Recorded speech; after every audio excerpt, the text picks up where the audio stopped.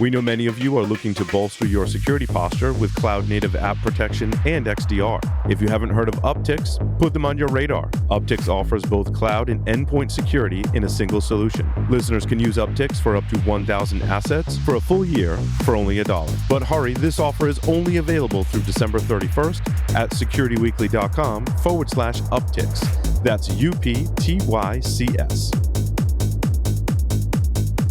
Welcome back, everyone. And now, the security news. Maybe your favorite research from the year, and maybe some news, but definitely a special guest coming up later. Also, we've had a substitution. We've substituted Doug for Jason Albuquerque. Tagged in Jason Albuquerque. Not third string like your Patriots. No, hey! Hey, you did win the other night, and I rooted for you all night. And it looked bad early. I did. It did. But we did incredibly well later on in the game. And we're still in the running, so it's all good. Did we put Patricia in a sleeper hold? And that's I think we might have. I think we kicked him in the nuts. No, I'm pretty sure. I'm pretty sure they just ignored whatever Patricia was calling on the field. Listen. The offense did. The defense was still listening, and they did great. Right. Which is Bill Belichick's son, Steve. Cro-Magnon man, right? Now, is this football or hand egg? Hand egg.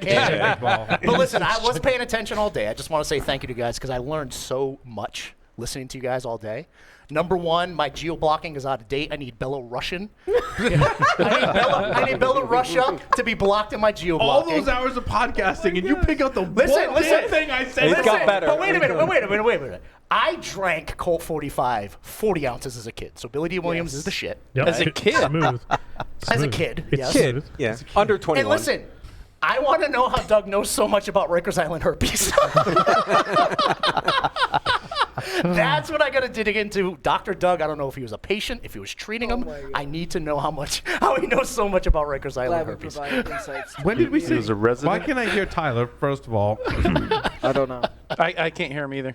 Yep. He must be muted. I already got muted. Power mute. Power mute. See how this goes. So No, I Tyler. appreciate the knowledge drop, fellas. I appreciate And then the book knowledge drop. was? It was Jim Collins' Good to Great. Yeah, Jim Collins, good to great. Which I put up in the Discord.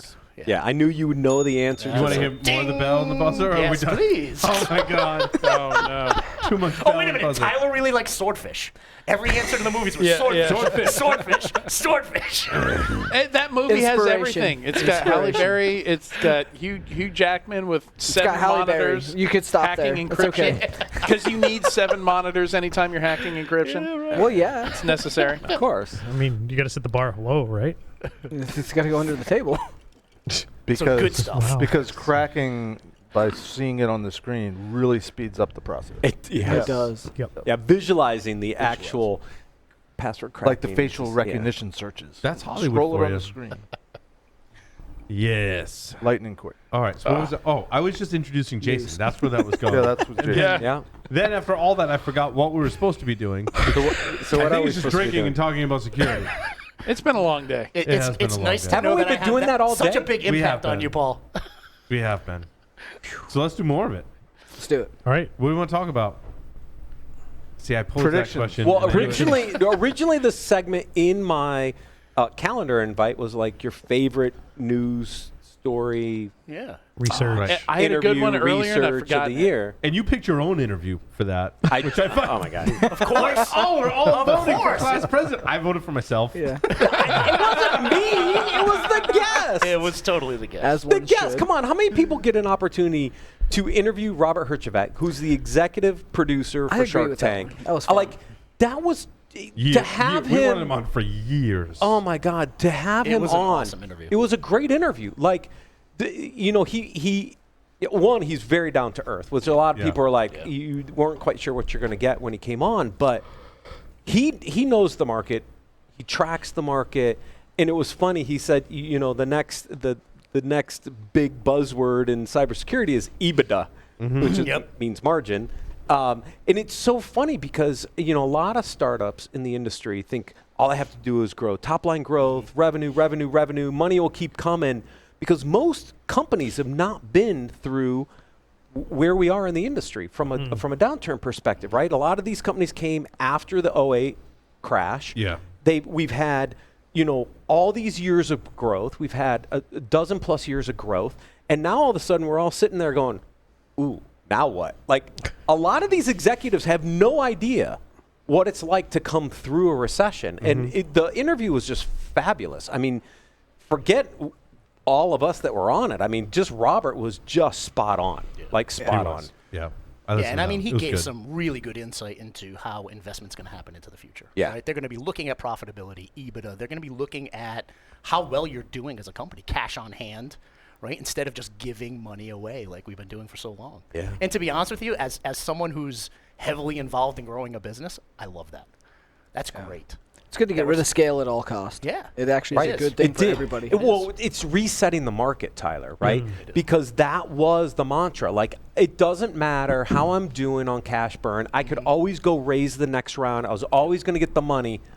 Not anymore. Yep. Like, you have to prove it now. And we've seen the ramifications of this in the industry is all these layoffs. Adrian, I point this out on the show a couple times. Like, the layoff section that you do on Enterprise Security Weekly, like, you started covering all these major layoffs. Now? Yeah. Yeah. So in the That's news segment on ESW, it talks about all these major layoffs. The first half of the year, we had a unicorn section. And we Yeah. were talking about all the new unicorns in security. The second half was a layoff section, and there was no more unicorn section. Right. So it was just like somebody just swapped them out all of a sudden. It happened so quick. It did. And I use that kind of layoff section and some of the other things in the security money segment that I do because it's like, this is what's happening in the industry. Like, this stuff is happening. We've laid off over 170,000 people out of cyber companies in the second half of the year. That's nothing to sneeze at. We look at the skills gap. We talked about it earlier. What is it? 770,000 job openings in the U.S. alone. We just laid off 170,000 people. So why aren't we at like 600,000 job openings? But that's not where the talent went. They're not getting hired into some of these other positions. That ought to tell us something. Yeah. Right. There were we talked about it on BSW. Yep. 1,000 rounds of layoffs this year. 1,000 rounds. It affected 182,000 people. Yeah. So we should be filling that 600,000 gap. We should be filling that gap. But again, are those resources really filling the gaps that we have in the industry? Are they the right positions? So are we hiring the wrong positions? We can go back to the second segment of the day almost and talk about this. But to have that kind of context from somebody who sits there and listens to pitch decks all day, because that's what Shark Tank is. It's a pitch deck place. Like, those were really great insights. So, question, Jason and Matt. Thinking that we're not going to be seeing a lot of investment. We've seen the layoffs and that type of stuff. What do you think this will cause some of those companies that are really holding on to really eliminate some of the competition in the market, like the best of breed type of folks and those folks that were kind of barely hanging on and didn't have the best stuff to really bubble to the top? I mean, first, Matt, I don't know your thoughts, but I don't think we're going to see a downturn in investment. I think we're going to see smarter investment. Fair enough. Right? Yep. So it's not going to be a downturn in investment. What the companies are going to be doing are their diligence. It'll seem like It's a not gonna be on- downturn for the companies that don't get That's funded. right. Correct. That's right. Also So good point. what traditionally what they did was forecast revenue, and they would invest based on forecast.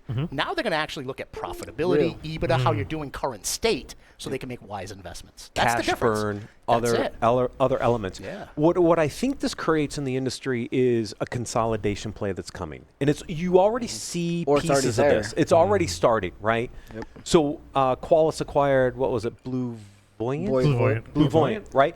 But they didn't buy Blue Voyant. They bought the assets of Blue Voyant. What does that tell you? They wanted some a of the bad exit. intellectual property. They bought the tech, pennies on the dollar, bring the tech in, probably not many people, keep their cost structures down, but get some intellectual property that helps advance the portfolio. Yep. So you're going to see these asset sales because the investors are trying to figure out how to save their dollars for their investors. So you're going to see these asset sales. You're also going to see large players.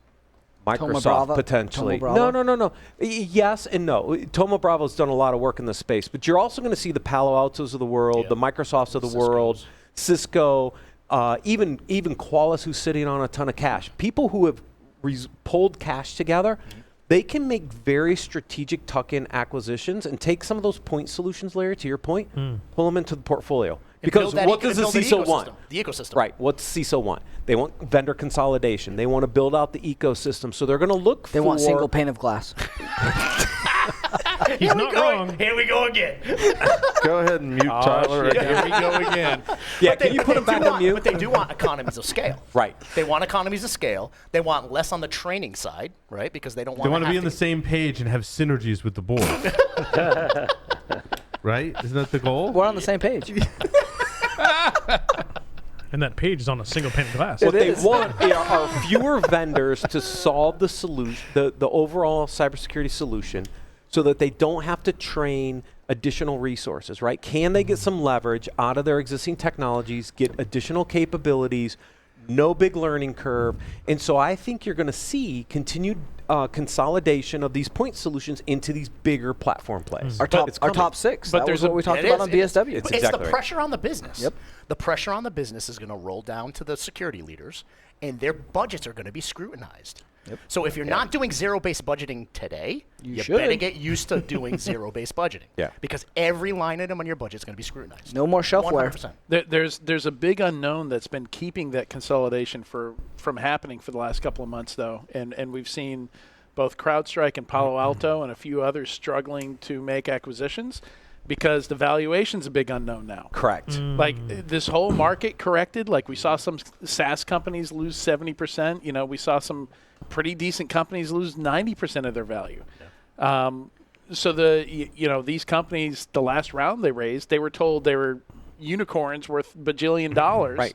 You know, and now Palo Alto and CrowdStrike are coming in saying, no, you're not. You're not. There's a 70% discount going on here, Right. and they can't agree on a it's a price. Right. So we've seen a bunch of deals, like deals are going on all the time. Correct. You know, acquisition offers are flying every single day, and a lot of the time they get turned down. It's not often you see like they're happening so often, and there's so much disagreement. You see it in the public.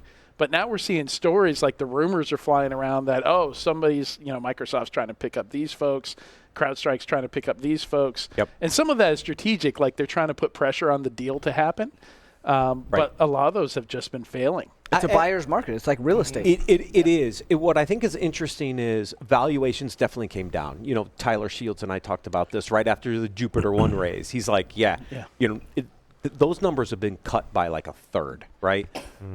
But private equity still has to put money in the market. Yep. And so if you look at the KnowBe4 acquisition, that was roughly a 15x valuation. That's still a decent valuation in this market, right? It's not super crazy at 20 plus X. You know, when we did the Layered Insight deal, it was a 20x deal, right? You're not going to see 20x valuation. 15x. I would argue you're not going to see 15x. You may not see many more 15x's in the near term. But KnowBe4 was a contender to go IPO, though. At one or time. they were IPO. No, and yeah, they got did pulled they- out of the did they market. go- Yeah. Yeah, they went public. But yeah, they went public, And and then then the taken private. private equity firm pulled them out. But it This was is what about a happens when I hand the show off to Adrian. Yeah, I give up the Mr. shit. Mott, you should watch the show. It's really good. It's really good these days. I watch it every quarter because I'm pulling all my notes for the Security Money segment. But that's what's happening. And so people who have cash don't have to offer crazy valuations. Now, the company doesn't have to sell, but the question that the company has to answer is, how long of a runway do I have Will they before I survive? run out of cash? Will And they if they survive? don't survive, then they become asset sales. That's it. And it's pennies on the dollar. 100%. Yeah, so Sneak actually just got a new valuation, and it's down, I think, 15% or something like that from their last Which valuation. is over $1 billion. Well, it was like the last one was 8.6, I think, and this one's 7.4, Okay. which I argue is It's still high. way overvalued. That's still way high. I'm just saying. But I think as we turn into a recession or in a recession, it's a good time, I still believe, to create your own company. Because if you can create your own company and survive now, No, and that's raise exactly what they now, say. Oh, yeah. Yeah, Do the it. strongest companies come Yes, out of exactly. times when it's tough to You raise. make that work, you're going to be a So, strong which company. means I'm still doing angel investing Yeah. in startups. Again, back to my investment thesis is app user data, right? So I'm on Angel List. I get invited to the different rounds. I just did another one like a month ago. There are great innovation technology players out there in the right space. I think have a great opportunity. But companies who have raised a lot of capital at crazy valuations without thinking about cash burn and profitability are in a position right now that they're like, can I survive? Right. That's a needed market correction. Do you think that, changing here slightly to, do you see the larger companies like Microsoft, Palo Alto, Cisco taking over certain categories? Microsoft's already doing They're it. doing it already. It's already The happening. E5 contract, we just had this We just had conversation this, on yeah. Monday. It hasn't PSW. aired yet. Yep. Microsoft, in what they're doing from an E5 licensing bundling What is pricing E5? perspective. What is E5? Their E5 licensing structure includes like all the Microsoft security So products. think It's about feature Sentinel, Windows functionality getting Defender. added as you go up the licensing tiers. O365 right? for Defender, O365 So when you for when you get to an Identity. E5 licensing tier, you're It's just getting like all this beginner, additional feature get it. functionality. pro, enterprise. Is that priced by user? Yes. Yes. Yeah. Okay. Yeah, by user. By user. Yeah. So the funny thing is, did you guys see where Microsoft 365 Germany basically said it's illegal to use it because it's not GDPR. There's no way to use it and be GDPR compliant.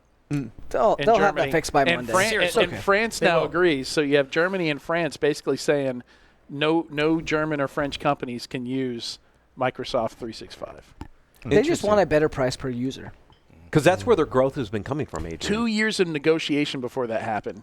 And they just left the table and they're like, nope, can't use Microsoft 365. If So. you can't use Microsoft, you definitely can't use AWS. You can't Right. use Google, so what do you do? Yeah. Like now you're in a hybrid solution. No, you've already no. deployed. Germany and France want everything in Germany or France. They don't want anything hosted outside of the country. Yeah, that localization stuff is Well, happening. They've I've always seen been that, the yeah. most strict from a privacy Good luck. perspective. Well, I know, and but that's what they want. Switzerland as well, but it's want all my more, stuff it's in more than Switzerland. data residency, though. You know, I mean, with GDPR, you've got all the stuff around who can see what.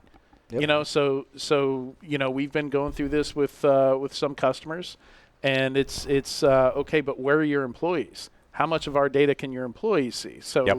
using any kind of SaaS, like it's not enough to just put the data in that. No, country. no, I agree with you. I have these conversations because as we expand into Europe, we're having the same conversation. So luckily, we built a solution from day one that included tokenization of data and stuff. So it's a switch for us, right?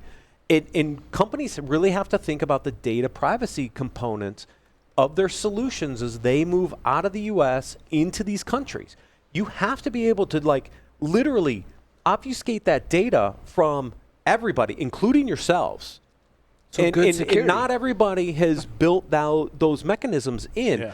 At Living Security, they thought about that early. They built that in, so we have that option. But you're right. Not every software vendor have those capabilities built in. Like if your CSPM product throws an alert talking about vulnerability management, and that alert has somebody's email address and somebody's name in it, all of a sudden you got to worry about GDPR now. Like, do you need to have a switch in the product that says don't show, personally identifiable information? Yep. In Tokenize it. in your alerts or something like that. It gets really complicated. PCI 101. Do we start to principle. see a dispersion then of SaaS applications? Is this the beginning of the end for those that are not doing that? And we start to see that consolidation, the purchasing of intellectual property, and the ability for SaaS applications to then have to restructure and move to we weren't that. doing predictions. Oh yeah, sorry, we're doing news. This is news. Yeah, fair enough. Fair enough. Are we doing predictions? Is No, that? I don't know.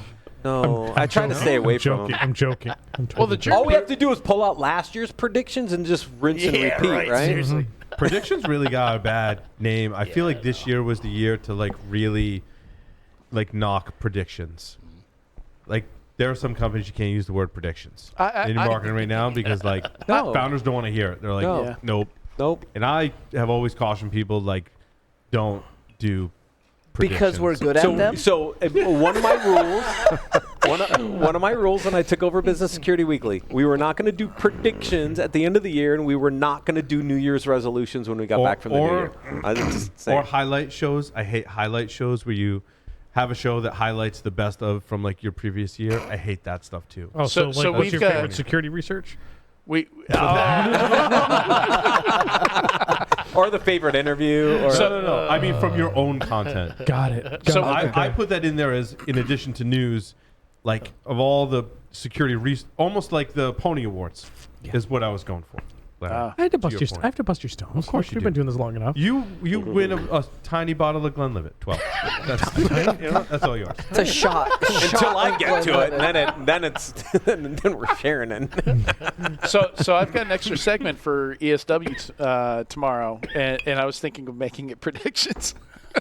I would not. Personally, I wouldn't.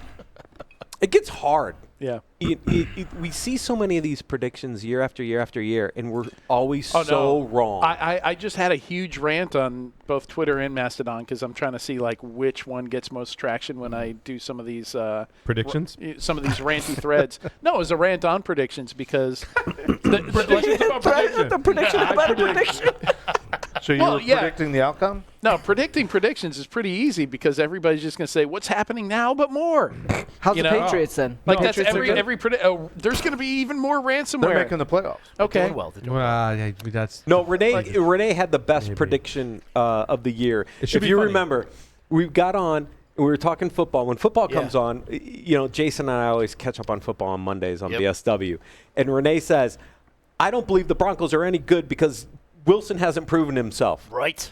She nailed it because they suck. They are horrible. He looks so bad. Oh, okay, he looked better in the second half against KC last week, but like that's the first time the guy has shown up in like 13 weeks, for crying out loud. Right. Like you can't predict that just because you bring this high-powered quarterback into your team, it's going to turn around the whole team. It did not work. Like, and everybody was predicting Broncos are going to make the playoffs this year. No, like that's why I don't like predictions because there's so many variables. Also, why I don't like to discuss football or even read the comments on social media because people's comments are absolutely freaking ridiculous. Like it's to the point where it's not even like at first it was kind of entertaining. Like I still read comments on the Patriots like, "Well, bring Zappy back." I'm like, do people just say this stuff just to say it? Like you don't even like. God, it's just But that's really. all of social media about everything. Yep, I mean, that's true. just the. Just come on doing- now. Never read the comments on YouTube. Never. Just read doing them. it for entertainment value is good. Thank you, doing Ralph. prediction, like we could have a really funny conversation about predictions right now if they were funny. In fact, I'm working on a piece that is a tongue-in-cheek predictions. Oh boy. I predict. 'Cause, like, why not? I predict for next year we'll be doing a Security Weekly in at least January. Yes. At least January. Can we predict that we'll actually be here all in person again next December? No. I don't know. I don't know about, I wouldn't say all of us. That some of us will be here I'll be in here. person next December. Some are local. So. Yes. Exactly. Yeah. Anyway, so there's our predictions on predictions. I will also predict that there will be more exploits, more 0 days, and more vulnerabilities and And more ransomware next ransomware. year. You know? Yeah. Yep. I wouldn't say. Well, I mean, maybe not more. They would just be continued. Yes. How's that? Yeah. So favorite news articles. Favorite Are we doing nude it? article. Nude articles. Was that a Freudian? Freudian slip. My bad. Eclipsium. One bootloader to rule them all, and the F5 research, like bar none, made the top of my list all day. Well, I mean, And I don't Right. work there. I I know. love you, and I love Scott, and I you're love still Eclipsium, biased. but I'm You're still biased. biased. You're still biased. See, However, that is some of the most in-depth and time-sensitive and we'll say real-world research that is out there. That like people just, it gets taken for granted how much effort went into some of that. For all research, there's Yeah, a lot. all of it. That goes into it for sure. My favorite one was the NSO. I mean, it was late last year. The NSO one, really? the no click one. The no-click one. Yeah, all right. I Fair mean, enough. they created their own. You made a bunch of their own paranoid language. people though. Yes, but they created their own language. Part of that research, like, if your exploitation requires you to essentially like write your own interpreted language, That works on an pretty iPhone. badass. that works on an iPhone. That's. I mean, Yeah. I've not seen. And there's a lot of stuff actually. Wait, so they programmed in Swift? No, Rust. Rust. This is a Swift joke, Paul. It's a Swift joke. Nobody programs in Swift. Except for when they do. When they do, Swift was even a thing. it's like Yeah. Cobalt's still a thing. Yeah, but Fortran. Fortran. Pascal yes. Cobalt. We talked about those in the trivia. Doug was all over it in Jeff's the trivia. headphones not on. Did Jeff fall asleep? It's past his bedtime. Pappy Van Winkle nap over there. I'm pacing myself. Otherwise known as plotting his revenge. I thought it was he's just stomach taking gurgling. mental He was notes. snoring. Taking mental back notes. Oh, he's got some zingers. And it will start with PCI. Oh. PCI. So there's tattoo our on my favorite forehead. research. So did you know, last year we did some really good segments with Wheel at Qualis. I don't know if you did any this year. Yeah. Because they always do really good research. They had some cool stuff with multipath. That was also good Multipass? Multipass. Multipass? Yes. Multipath D. Sorry. There was a couple of them. Yes. They had some good stuff Pseudo, this year. multipath. Suda was not this year. It was No, it was this year. was it this year or last It year? was early, like February, March, wasn't it? Was it? I don't know. It's all Go blend. show you how much It we blends. prepped for It this. blends It all together. blends together. Yeah, I actually, when the request came out, I was going back and I'm like, oh, no, that was 21. I can't use that one. Yeah. Like, you know, sometimes they blur together. When you're doing shows for years on end, you kind of forget about the D mark of the 21. beginning of the year. So, yeah, some of those are 21. Suda was 21. Yeah.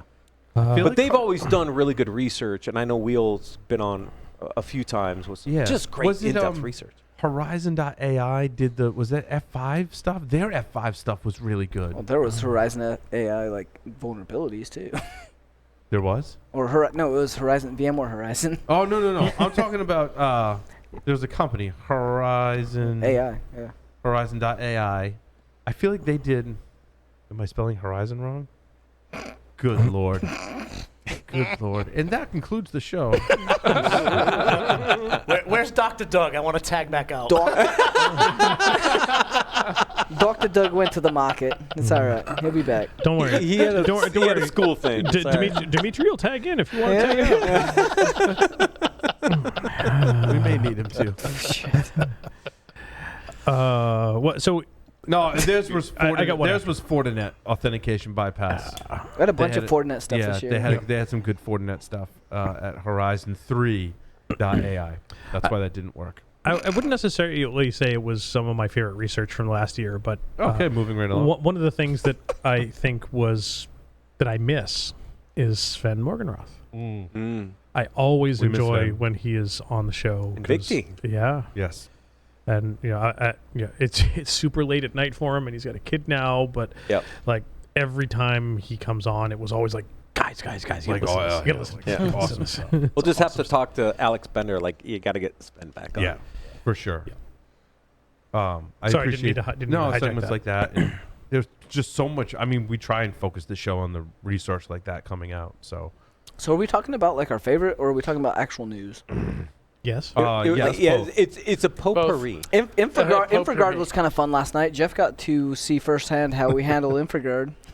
Infogard hack? Fun. Yeah. The Infogard. I believe that's one of the stories. It is. We It we is. definitely traced down a guy, had an IP address within an hour, had the database. Yep. It was a lot of fun. There It was was some fun. interesting stuff. So Infogard itself got hacked. Yes. Yes. Not the And first it's- time either. 80,000 members? Yeah.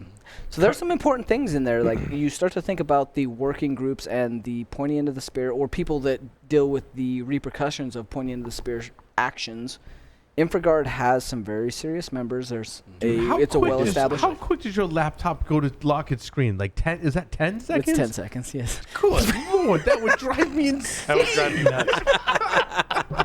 Hope you have a fingerprint. It's one all right. on It's there. not password protected. Oh no, I he's did. got Microsoft Hello. It looks at his pretty face. There's no right. password. it unlocks.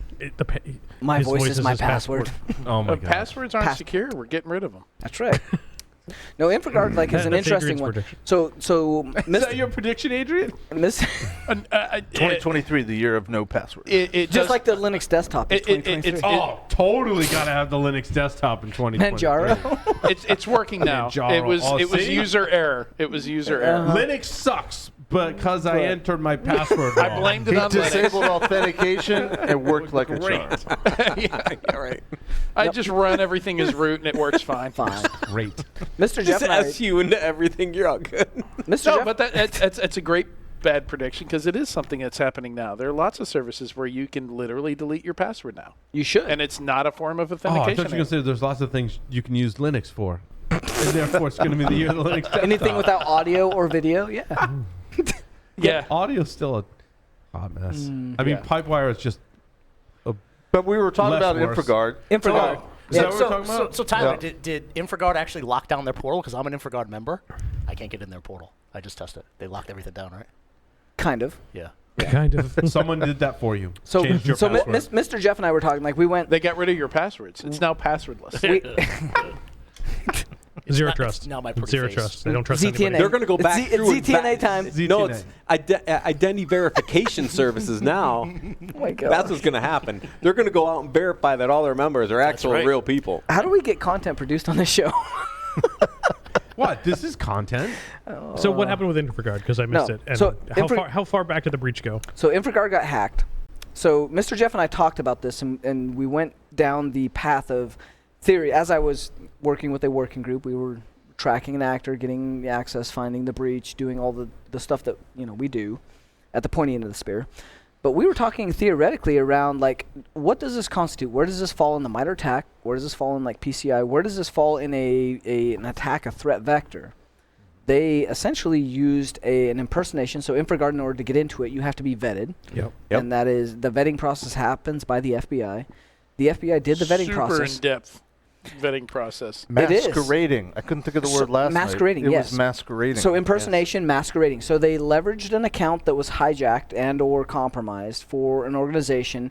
They impersonated a CEO for a company that allowed them to register an email, do the verification, and sit with inside the InfraGard. And then they did I'm assuming, it doesn't really say, but I'm assuming they scraped all of the user account data. No, it says in the Krebs article. It does? They wrote a Python script. Python script. It's the same way we to do it walk for the everything. entire You walk the subscriber directory, database. you pull the I bet you they ran username, it on Linux. email Thank you for that address. contribution, Paul. Email address, went to the breach I predict databases, Paul is going to look mention for Linux credentials. again this evening. So they have a lot of I have information. a whole story. The 12. user list for InfraGard is interesting because you're talking about all of the important people that then have to worry about their association, their affiliation, how incidents get handled from people don't realize, like, the back channel and macro layer that collaboration happens and stuff gets done in the world happens within an organization of between, we'll call it 400 and 1,500 people. Like, most of the world's infrastructure runs between these relationships and collaboration very, very closely between those. And so the fact that this has been leaked, and now you can see the interaction between DHS, FBI, the corporations, the major backbones, the cloud providers and players, all that information, you're now having to be very careful around your coordination and interaction with those, because you can't trust the accounts. So wait, that Tyler, have they been didn't sharing just in dump working the groups. user database. They dumped the activity log of Member- these the member The members. The member database. There's some samples up there. We've got access to partial database info, and it's not a ton of data. You're not getting hashes. You're not getting chat logs. You're getting user information. That being said, like, some of those, And according to some of the Paul's- eagles, some of the upper echelon of government interaction between cloud providers, they don't just regularly share their personal email address, their private cell phone number, the things that middle of the night, you got a bump on the network, I see your IP address and some hashes, like, we've taken down the server, we need you to take down the rest of the infrastructure, and hey, you got a problem, like, bring in Mandy, like, it's IR time. You got to, like, call the infantry. So based on Paul's trivia question from last segment, is what this perpetrator did a bug, a threat, a vulnerability, or an attack? It's an attack. Okay. Because Also, I'd argue some But of it started as a threat it started as a threat. It started right? as It started fraud, as a threat. but it started The as fraud. vulnerability I mean, of we a would process. we would call what they did fraud. Yeah, but it But that started. wasn't in your list. That's so Mr. It wasn't on stressing me your out. list. It just keeps locking and stressing me the fuck out. 5 seconds. Do the same thing to press one of Paul the and see what buttons happens. Press one of the buttons over Close there. Paul's laptop, Tyler. Not 5 seconds. No, because this is the one I use in the show, so it doesn't lock for just that reason, because it drives me insane. Anyway. So, Tyler, you said you got contents of database and did some research, and my question is why I'm kind of interested in this is that I want to say it was 15 years ago I joined InfraGard. Yep. And I think I was really only active for about 2 years. Is he And still in We the- know that is now he because still we on see the your list? records. It is. That's my question is, like, would my record still show up It at is my there. old employers there? Yes. Yeah, we searched everybody last night. Good. Was We're I there? doing some good stuff. Yeah. Awesome. That means none of the contact information is valid anymore. You Because did some great stuff, Larry. So that's the other issue is we talk about the data retention and these long-standing places that we maintain accounts, we maintain PII. At some point, we either have to publicly disclose and remove the value around our identity and get it out there, which many of us have done, or we have to go all in and not be on the internet. Is that Sean's policy or is that your personal configuration? Let it go. Let it go, Paul. This one's mine. Sean's is worse. I have to put in my BitLocker boot pin just to get it to boot back up from hibernation. But and then Tyler. because it's Linux, none of the stuff works. And So- it doesn't work. but Tyler, to your point, We'll discuss this tomorrow on PSW. we're so We'll have used to Sean. keeping all this data around. We are. Because we're trying. A lot of people try to find a way to Store monetize archives. it. Yeah, but it's storing it to monetize it. Like if you look at a lot of the even if you're not a user of a system anymore, you're still there because they monetize that at one point, and they hope you come back so they can continue to do it and update that. As we've been looking at different external sources of data, right? Yep. It's scary how much data is out there. So to give you an example, so we had this hypothesis that we could who's use living security, right? One of the challenges with building a risk model is without the data, you can't build the risk model. So were there places where we could go get external sources of data? So the first place you go is all the breach databases, right? Because that's going to tell Spy right, Cloud, and all Spy those. Cloud, ZeroFox, et cetera, right? So you go out there, you get the data. Now it's not the most fresh data, it's not the most accurate, timely data, but it tells us some things like Tells you a story. credentials have been Shared, compromised, shared, reused password percentages, some interesting data. Corporate use on Yep. non-corporate. Then you're like, entities. okay, so how do I correlate that with other pieces of data? Then you go to a database like Tapid. Anybody know Tapid? Yep. You do. I bet you do because I know you collect all this data. Isn't that one of the car guys? Tappet No. and Clack? That's not click and clack. No. The Tappet brothers? No. Some of us collect cigars, Yep. wine, rare Whiskey. coins. Tyler, it's Breach it's data. He collects breach data. breach Yeah. He data. collects data. breach data. Don't hack like my brother. So Tapid's really interesting because if you give Tapid a list of hashed emails, they'll tell you all the devices that you've connected to various sites because they're pulling cookie data and they're storing all this data.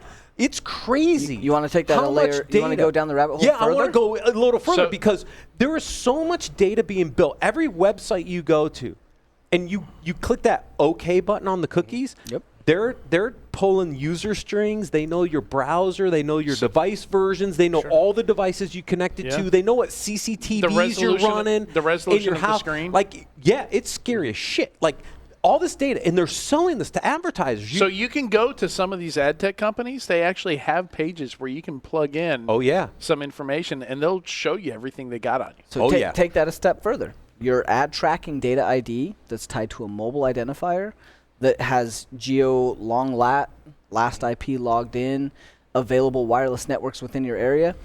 We targeted terrorists this way all the time. Like this is how people disappear because you're able to get down to the behavioral analytics of an individual You're going to go to this Very- coffee shop every day. very carefully. At We this can time. behaviorally we can identify with a 78% accuracy where your path on this day at this particular time in order to identify, and we can validate that with that ad tracking mobile data, your laptop, and then you start to bring in breach data. This is why corporations have no chance when you start talking about single sign-on SaaS, JWT tokens that are within inside the browser, and then you add in Redline, Raccoon, all of the stealers that integrate into people's personal devices. We haven't even touched the mobile devices that are now becoming a target and a compromise. We have no chance of not having some privacy. So how do you address that privacy as a security professional? And this is where InfraGard comes in and is very interesting. You use a VPN, right? Yeah, NordVPN. Speaking of, we're going to take a minute to recognize our sponsor, NordVPN. Because that's the second time they've come up today. I appreciate that. I appreciate that. At least it's not Age of Empires. Like, Doesn't Jesus. that mean that the VPNs block all your cookies? No. Oh. No. Oh, is that not how that works? JavaScript, cookies, No, ads. you just That's hide your IP so and you're bad. fine. Nobody can Yeah, track no one will you. know. But wait, how do the cookies fall into the wrong hands? Do they're not sniffing- Stealers. He mentioned Raccoon Stealers, and your like browser, your there's mobile malware that does identification. nothing but just scrape all your stuff. Right. JavaScript in your browser. like ad tracking tracking ID? Yeah, but So- you have to have malware on Nope. your system or no? This No. is normal behavior. This ad is tracking normal. ID. This you is have how an the ad tracking damn ID. browsers work, dude. They're Right. serving So up all this data and content- selling this all out. So an iframe gets loaded into my browser and contextually has access to the cookies. And It's like your SSN. It's like your SSN for ad. Right. procurement. I'd argue for the same reason why you go start browsing for Cat food. Yeah, cat food, and Yeah. next thing you know, you're on Facebook and you're getting ads for cat food. Now we all have Exactly cat right. food in there. exactly. Right. That is JavaScript you working in do the one background with search- access to your mic. You do one search on Google, Cat or food. you go Cat into food. eBay and you're looking for certain things. Teledildonics. The ad Free money, servers free know money. that you're interested in that, and it starts Free serving money. them up on every other website that you're Like, going to. Pyramid scheme. That's when it happens. It gets worse when you physically go to retail stores. If you're doing Yes. your Christmas shopping, they not only know that you're in the store if your phone is in your pocket and turned on. They know which aisle They you know sat what at for aisle. how long. Yeah, and how In long front you of were which there one that will because serve you your ads for phone that. is actively broadcasting, and because one time That's why I like to leave my phone in like the Shopping the, cart? the food aisle, and I'll go do my Oh, shopping yeah. and come back together. I just put it in the back of the frozen peas. yeah. This is Because why who buys Jeff frozen Man peas? loves frozen Why peas. did he sit at frozen peas for 55 minutes? Make an impromptu Faraday cage out of frozen peas. It's a vasectomy. He's had a vasectomy recently because of frozen peas. Jeff's always having a vasectomy. I mean, and that's not wrong about the grocery store. I mean, It's not. You know, we've had the pleasure of pen testing a very large retailer in They're all not of the their only. stuff. I know. They're but- really yeah. good at it, though. and we've gone from like their websites to their internal network to some of their technologies they developed to the way they're implementing those technologies to their how they're data looking lakes. at like Yeah. aisles sitting in front of them. If you think and their mobile apps and how they're using their mobile apps with wireless technologies with stuff like iBeacon Oh, and yes. like, if you think we have any level of privacy, Good luck. Well, how's that there work is when none. you're getting? The data is there. It's that- all there. It's all being So as tracked security and- professional, we come back to InfraGard. Like, is this an issue that we worry about? InfraGard's breached. They should know better. Yes, they probably should have had some things. However, our expectations as security practitioners and what we're dealing with, now we have a pretty big threat on our back. We've got a target, but we should have expected that this is a thing anyway.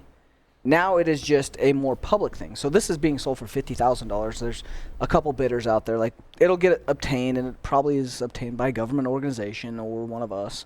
Like, that data is going to be Have there. they validated the data? Yes, Yeah. Oh, yeah. it's valid. We validated. We it validated it last night. They were at a cigar bar and they did it. That was a fun exercise. Like, Mr. Jeff was just like, "Yeah, what did you get now?" It was a great time. But we really do have to realize that as security practitioners, we should be setting the example. So I don't really worry about the data as much. Yes, there's some interesting, there's some target things. However, it sets a precedence where if we can't do it right, and especially with this pointing into the spirit, like the working groups, like InfraGard is notoriously vetted and very good at what they do. Yeah. We really should be making sure that our processes and procedures, we have to be pen testing our own stuff. We have to be thinking about the threats. We always have to be vigilant. And that vigilance is, I think, where we have fallen down recently. You can easily get slack. You can get lazy. I'm guilty of it myself. I probably lost $10,000 in infrastructure messing with Russia at the How wrong much time. did you lose in Bitcoin? Yeah, you set yourself up for that one too. Sorry. We weren't even going there, but like you just Sad reminded Tyler. us. Sad Tyler. I mean, at least Johnny's at pennies on the dollar, so he only lost pennies, but Yeah, we're not still- pennies. We're not pennies. no. hard drives on the dollar. That's why I didn't dabble in crypto. well, It's a good time. To your point, though, like setting a good example, one of the things that kind of bugs me is like every now and then I'll run into security folks that are just proud about the fact that they don't ever use anything ever. You know, like It's not sustainable. That's not like an everything's example or locked down. model. Everything. So So, I so I'm listen- like, you have no. It doesn't matter. You But have no real world experience to Yes. share But with. what I was thinking How do you is, do you it have well? to take some risks. How do you have do it to- well? but what I was As thinking soon as you make- hop on a browser, Zip- this data is in a tracking database somewhere. But I was saying, I listen to some different podcasts now. I pulled the rug right out from underneath Matt. Sorry. Sorry, not sorry. Pound. Sorry, not sorry. Buzz yourself, Paul. In any case. No, not ding. Buzz yourself, Paul. Buzz. They go through great lengths to use everything open source, get away from Google. I use Graphene OS on my older Pixel phone, so I can de-Google my phone, and I don't use any Google or cloud services. I have my own with Nextcloud. I didn't even know half this stuff existed until some of the like Linux podcast people like started talking about it. I'm like, oh, so like if you wanted to do that, you could. I'm like, that sounds really inconvenient. And I'm the biggest. How do you We can't all scale be that? Gene Hackman and enemy of the state. Yes. Right. And I'll go out and I'll try some of that stuff. Like when the Fire Phone came out, Amazon came out with their Fire Phone. I was like, I like to okay. know. Yeah, they had some really cool ideas. Like, let's see how this is. And they did some really cool stuff, but they just hands down refused to have anything Google on it. Absolutely at all. But you know what they said they lose on their phone? They're like, oh, but the one thing is like Android Auto doesn't work. I'm like, well, that's a deal killer for me. Darn. I can't, But Paul, all the things you did don't matter because as soon as you hit the browser, and I don't care what browser it is. I know. I didn't do those things. Someone else did those things. But as soon as you hit a browser and you visit a website with cookies, it doesn't matter. You can Token, do all cookie, those salmon. things. And as soon as you go to a public website, yeah, you're screwed. the cookie, the ad trackers, everything is there. And you can use something like Brave or some of those plugins, but It breaks. how much time do you have to onesie twosie? Like, okay, I'm going to accept this one, It's not the these wife three. check. These Will your wife use it, and does it work for the everyday user? If my wife won't use it, I have to try and use or your husband. I have to use it myself. I mean, your whatever significant binary other- you are, If your significant other, the other person, Partner. you have to test Partner, that so that you can actually validate. How do you take this to an enterprise? If I'm going to recommend this, I have to be able to get my wife and kids to use it and model Right. the threat Yeah. profile Your for myself. And then Your how do I interns lose? need to be able to use it. Then how do I load Rakuten and Honey and Uh, and all the discount codes? Good luck. As soon as you do it, you're toast. Like all that data's there. I've been paying for a 1Password family account for 5 years now. Never gotten any other member of my family. The buy-in to is use so it. hard. So that's a great can't. exercise for users, though. Like, how do you get the buy-in? Yep. How do you propose it? And then how do you make it so easy that it's inconvenient for them to not use it? This is a great exercise for the enterprise. Everybody throws out these solutions like, oh, all you got to do Yeah, is Just turn JavaScript off in your browser. just use Linux. just patch. Say easy, do hard. Say easy, do hard. Where's my T-shirt, Jason? 100%. We talked about it the other day on BSW. did? If you cannot get adoption, what good is the It doesn't matter. technology? Yeah. What good is the It control? might as well not exist. It shouldn't. Yeah. It's it not a shouldn't valid exist. option. It shouldn't exist. I need some more whiskey if you're going to turn your laptop back I on. touched This it, is really stressful. You got a whole bottle of Delwini. Oh, yeah. What? 20 sitting in front of you? No, I wish it was 21. But Tyler, to your point, you have to do the intern test. You do. Your interns need to be able to leverage the technology, leverage the feature functionality, And and if- have it not disrupt their day. Because you want to know what's going to happen? You're going to have an intern that reports to the CEO, and they're going to say, this caused friction. I couldn't get it done. Wipe Which it is clean. how And then you're gonna InfraGard get happened, pressure. right? And then you're going to get pressure from the CEO that says, shut that shit down. Yeah, we and had EA. we had InfraGard. They had a vetting process. The vetting process went through the proper channels and was appropriate. However, we did not take into account the threat model of someone having compromised that corporate account or enterprise executive account. account. Which happens all the time. A business email compromise is my All the favorite. time. I don't have to be on an endpoint. I don't have to bypass a firewall. I don't have to get around EDR. I live in the email. I know what the business is doing. I can send You're just transactions. asking nicely for things. I just want things to happen in an appropriate Grammarly way that is well articulated. Own the CFO, and you own a lot. You own the world. And you can maintain access for a long time. I just want to point out a great resource for this topic. If you want to listen to a whole podcast on what we're talking about now, I like Privacy, Security, and OSINT with Michael Bazell. Is that OSINT or OSINT? OSINT. What did I say? Did Oh, I it's- say? You You said always- OSINT. You went to the market, bro. You said Belarusia. You went to Belarus. Come on. With the OSINT. How do they say it in Belarus? I say two wrong OSINT. things, and I'm chastised. And we're still counting. Still counting. Counting. Oh my god. So what was this podcast called? OSINT. Wow. It was called OSINT. Well done, bro. OSINT. Privacy, security, and And OSINT. Nice. With Michael Bazell. It's Does a great Bazell, job. man. It's Michael it's Michael Bazell did Bazell, that like, big jeez. book.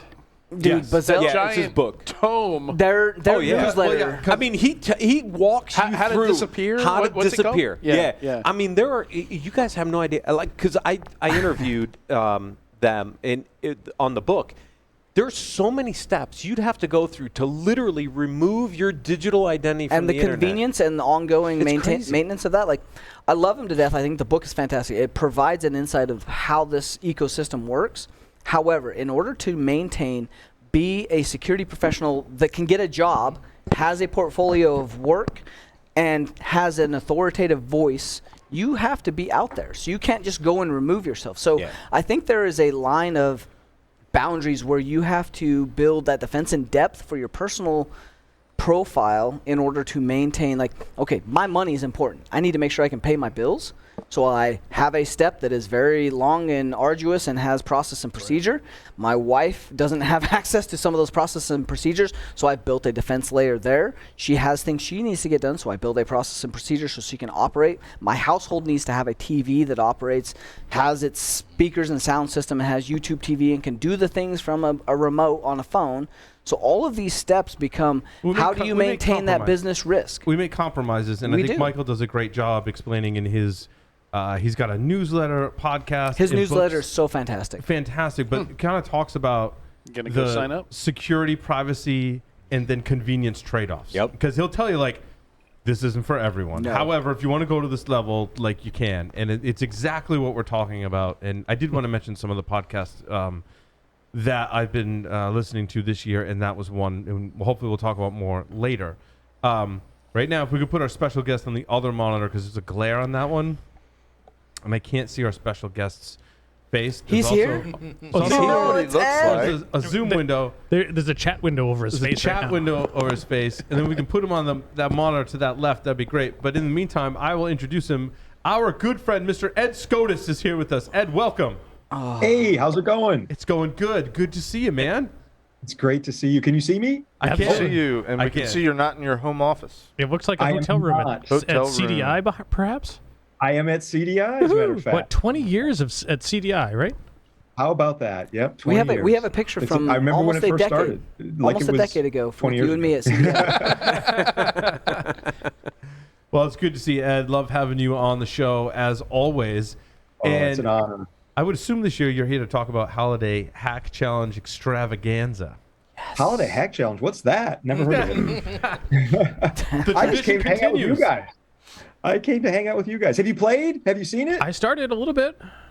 Good, good. Well, so we've done 20 of these. Now we did. I can't say it's been going on for 20 years. 20? It's actually longer because we skipped 2004, 2005. I think I was busy or something. So it's actually like 22 Busy. years in, but we've done 20 of them. It's the last time he And, didn't work. Yeah. And I encourage everybody to play. I mean, we launched it.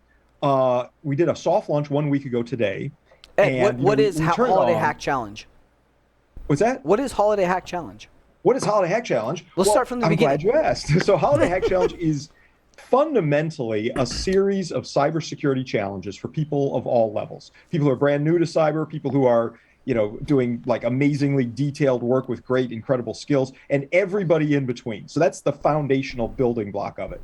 But in addition to that, we build this virtual world. It's almost like a little video game thing where you have an avatar and you can interact socially and solve puzzles and just have a good time. We also released an album of new music for it for free.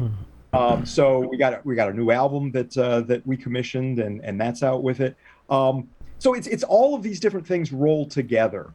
Just sort of a fun, festive, holiday-themed world for you to build cybersecurity skills. Oh, and there's always sort of a quirky, weird storyline where you have to save the holidays from utter disaster by some cyber. Ed, that was one of my questions. I want to dig into like the back end kind of infrastructure stuff because I think that's interesting. But like, Sure. Yep. what I find really is entertaining and also provides education is the story that you build into it. And it's almost like a movie production, as we've talked about in years past. Right. This is to our earlier segments about how getting started in security, finding those learning platforms. One of the ways, that there's some entertainment value and there's some humor and there's the learning exercise to it. Yeah. So what's the storyline this year?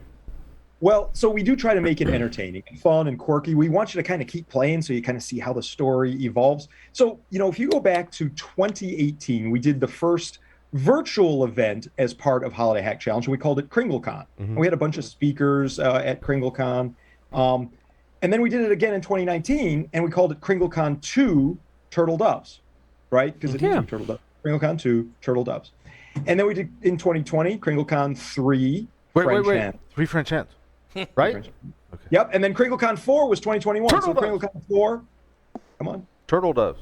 No, that's 2. That was 2. 4 Calling birds. And 4 calling birds. Calling birds. French horns. This year, 2022, is KringleCon 5. 5 golden rings. Yes. So 5 Lord of golden the rings. Rings. So as everyone knows, the centerpiece of Santa's treasure, the thing that gives him all this holiday magic to be able to eat all those cookies and fly with reindeer and all this other jazz, the 5 golden rings are what allows Santa to do it. But I thought there was only one ring of power. No, it's the Olympics. There's 5. Just go with it, Larry. Go Totally with it. different story. We didn't want to have one. 5 golden rings, Larry. Yeah.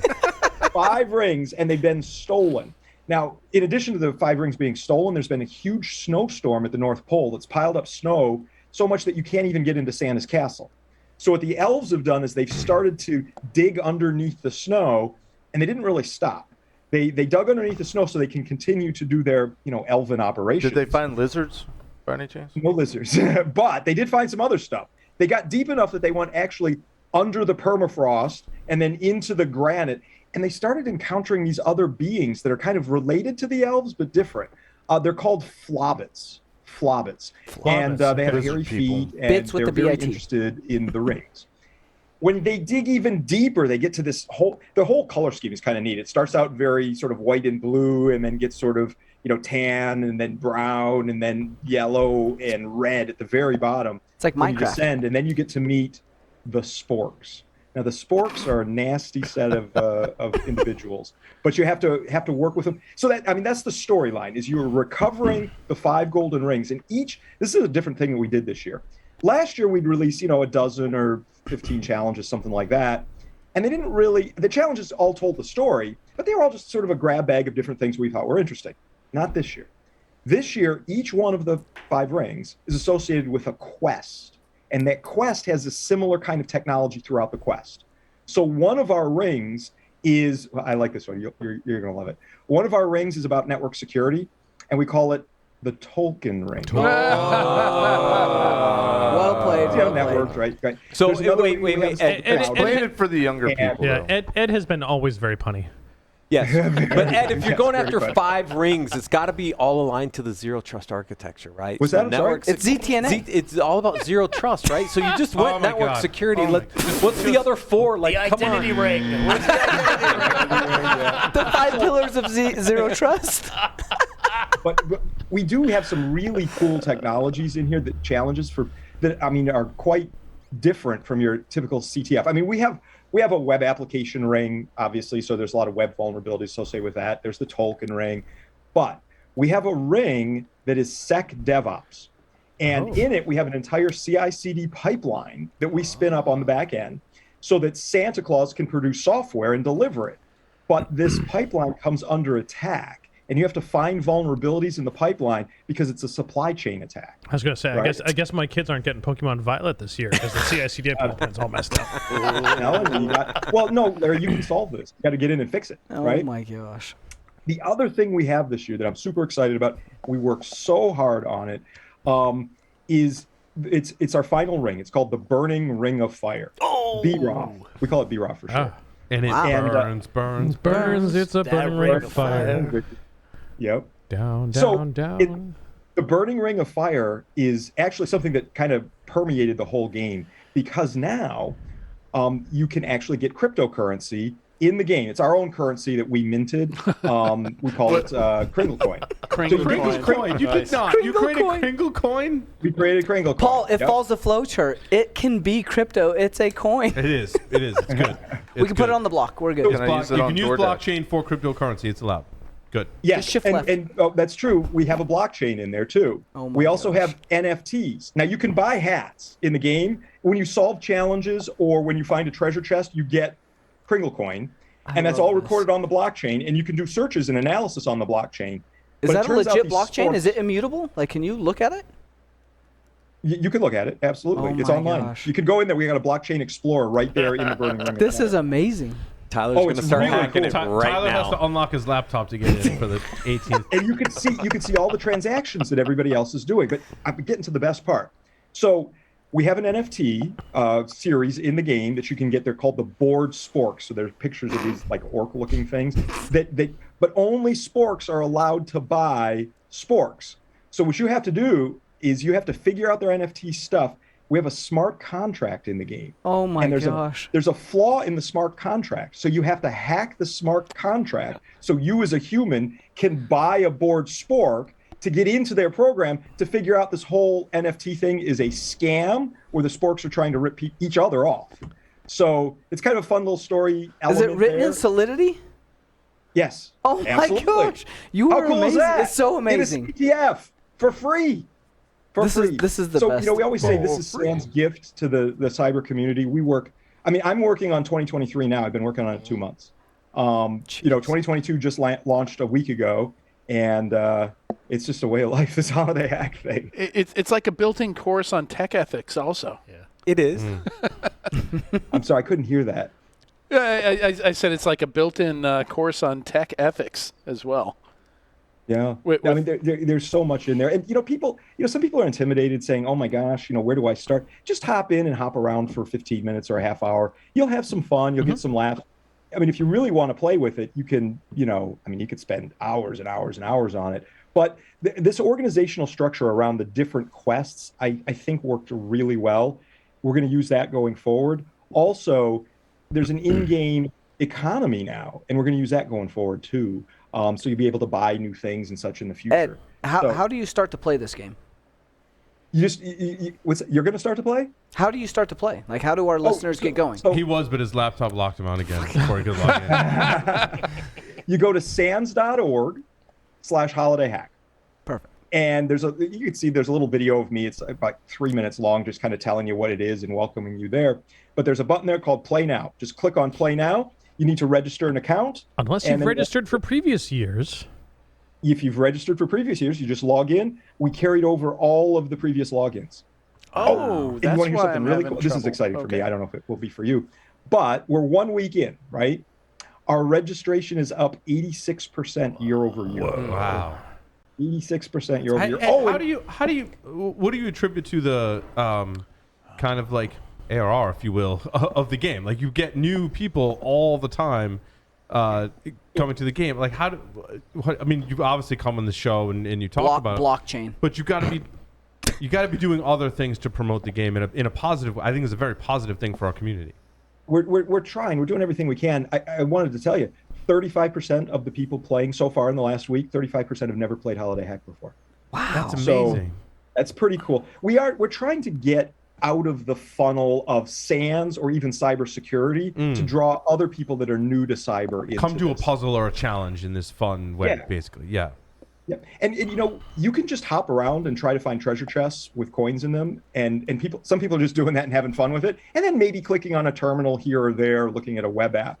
But I have several people that have reached out to me saying, "Hey, I'm just looking for the treasure chest because I want free coins." Ed, now, these coins aren't actually worth anything in the outside world, but in the world of Holiday Hack, they are. But I feel like just like crypto, the younger generation is really into the cryptocurrency NFTs and would gravitate towards that and be kind of net new. And what would be awesome is if they start getting interested in more traditional cybersecurity as a result. Yeah, that's our hope. Yeah. That's our hope.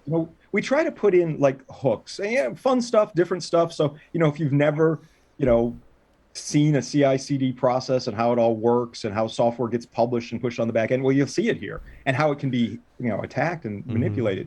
Or if you've never reviewed the source code of a smart contract. Well, you can see that here too. The other thing our players, we've had about 10,000 people play. We've had 72 complete the whole thing. And when you complete the whole thing, so if you haven't started yet, don't worry. There's no benefit for getting through faster or slower. It doesn't matter. Time doesn't matter here. But when people finish it, they realize that all of the transactions they had to do to finish it get put on the blockchain so they can see their transactions. They then can also look for other players and their transactions of a similar kind, so they can see what the other players were trying. It's really cool. Sounds like a great pipeline for getting people into InfoSec and providing these companies for. At the end of the day, this is something you can send to the entire company. Yes. Why are we not using this for hiring processes? Any interest at all? Yeah, do is jump in and play as around. A group, as a team exercise, right? This is how you build a bench. So you said that in years past that some folks play as a team, and that's allowed. Oh yeah, that's fine. And it's totally allowed. We encourage it. No limit on team size. I know there's entire high school classes that will play as a class. There's military groups that play. If you want to play with 8 or 10 or 20 or 50 players on your team, there's no formal team dynamic in the game itself. But instead, you could just kind of collaborate and cooperate and such. We try to downplay the competitive nature of it and emphasize the learning and fun. Yeah. I mean, that said, it is a competition. And you have to write a report to win, and we judge, and you win a SANS class if you have the best report. So there is a little competitive thing because some people really like that, but most people are in it for the learning and the fun, and even just to say they did. How can we get involved with you, Ed, to help push this to organizations or even stream this to pipelines? Like, I know a lot of places looking for good candidates to hire. This seems like a great place. Like, hey, I did this challenge, I completed it. Here's my block and immutable blockchain that shows how I did this. Certificate I'm very of creative. Yeah. Like now, have a look at me. Look at my resume. We do publish the player names of our top winners, and that's usually 3 or 4 different ones. The best technical one, the best, most creative, technically correct one, just the grand prize winner. We publish their names. We also publish the names, not the human names, but the names of their player in the game. We publish what we call super honorable mentions, these are really, really good. And we also publish honorable mentions. And I've gotten people sending me resumes where they'll say, I got super honorable mention in Holiday Hack Challenge 2017 or 2019. So that's pretty cool. I've been talking to some of my own customers. Do you hire them? Yes. We should be. So it just turns out we have a new person joining our team over at CounterHack who has won Holiday Hack Challenge 3 times in the past 10 years. Wow. And we're very excited about it. Janis Jasinski, JJ, he goes by. So he's joining the team February 1st. That's awesome. So I figured, I'm telling other people to do that. Why don't I look at it myself? So. Well, it's up. We talk about this a lot. It's up to us as leaders to promote these type of things, right? So I'm looking at this saying, number one, I'm going to send it out as a company-wide message. Secondly, I'm going to send this out to every CTE program leader in the state of Rhode Island and say, if you want your high school to be involved, build a team. Right. Get involved. Build a team. I'm going to send this to the Rhode Island Department of Education, who has me on their advisory board for IT and cybersecurity. Get the school districts on board. I'm going to send it to CS for Rhode Island, which is higher ed. I'm just going to spread the word. I'm going to create a 4-sentence paragraph promoting it and blast it out to my entire network. That's it. That's how we get involved. That's how we put skin in the game. Yeah. I got to say, it's probably good that I'm not in studio right now because I'd probably kiss you. Oh. We'd like to actually see that. Good? That's the way that would be good. Or maybe it's bad that you're not. Yeah. So consider yourself hugged. That's just really I appreciate it, and you are hugged back, my friend. Virtual hugs. If anybody, everybody at this table knows how passionate I am about building the pipeline as young as I possibly can, right? Helping promote and evangelize for that. How do we test attitude and aptitude in middle school? I'm a product of that. I didn't know what I wanted to be when I grew up until I joined the military, and I took the ASVAB test. I knew my aptitude with the ASVAB test, right? They put me in electronics and communications, and eventually I got into this career. Thank God. And someday you'll grow up. Someday I will grow up. Someday I'll figure out what I want to be. Someday you'll be a real boy. But here's the thing. If I knew in middle school what I was good at, I probably would have focused on that. I probably would have gone down the path and then in high school done something. I joined the military because I had no idea what I wanted to go to college for. and I didn't want to spend money not knowing what I wanted to be when I grew up. So, related question, Ed, do you have any sort of statistics about the average age of a player of Net Wars? We don't. We try to get as little information as possible about our players. We ask you for an email address. We ask you for a player name, an account name, and because of GDPR, we ask you what country you're from. Interesting. That's it. Okay. We want to have minimal, registration detail and all this stuff. We want you to just pop in, have some fun. I'd love to have those stats. I know there are players as young as 5. I got this weird question from Sands Marketing. They said, "What's your youngest players?" And I said, "There are some that are 5 years old." "What's your oldest players?" I said, "I have no idea, but I'm sure there's people in their 90s that are playing." And I asked that in that 2 years ago, we sat down with our then 13-year-old and we played together for a little bit and solved a couple of challenges and did that. And turns out it's not something she's interested in, but the answer, and I'm asking them, I wonder, maybe sitting down with a 9-year-old this year and letting her stay up late one night and we go do some holiday-based challenges and that type of stuff and go see some of the 5 rings and that might be a fun thing. And just listen to the music. It's and hop around. Have the 9-year-old create an avatar with the craziest eyes and hair or whatever outfit. It's just a fun thing. Have them help you pick out hats because you could buy hats now in game. Yep. Assuming, of course, you have crypto. Kringle coin. Yes. But then you can explore and find Kringle coin. We left some sitting around. So, and there's all kinds of interesting and fun little shenanigans going on inside the game. There are Easter eggs in the game that people are starting to find. Now, we have a process inside of CounterHack. All Easter eggs have to be approved by me because I want to make sure they're not too obscure or that they don't, that they're not inadvertently offensive or too weird. Yeah. We want this to be very inclusive. We want to, invite everybody from all walks of life just to come and have some fun, learn some cybersecurity, and do something festive. We really want this to be open to all. Ed, I always I admire a lot of things about you. We'll leave it at that for now. But right back at you. I in this particular instance, I admire your ability to create a story with your team. And my question is, where did you go for resources and how did you become an expert and your team become experts in story creation? Did you guys take classes? Did you find resources to help? Because that's a skill in and of itself, and I love that you're applying that to cybersecurity and learning. And that's a unique thing. That's probably the hardest job. And we touched on that in our getting started in security. Like you need to be able to do is tell something and tell the story of what you did. So how do you tell a story, Ed?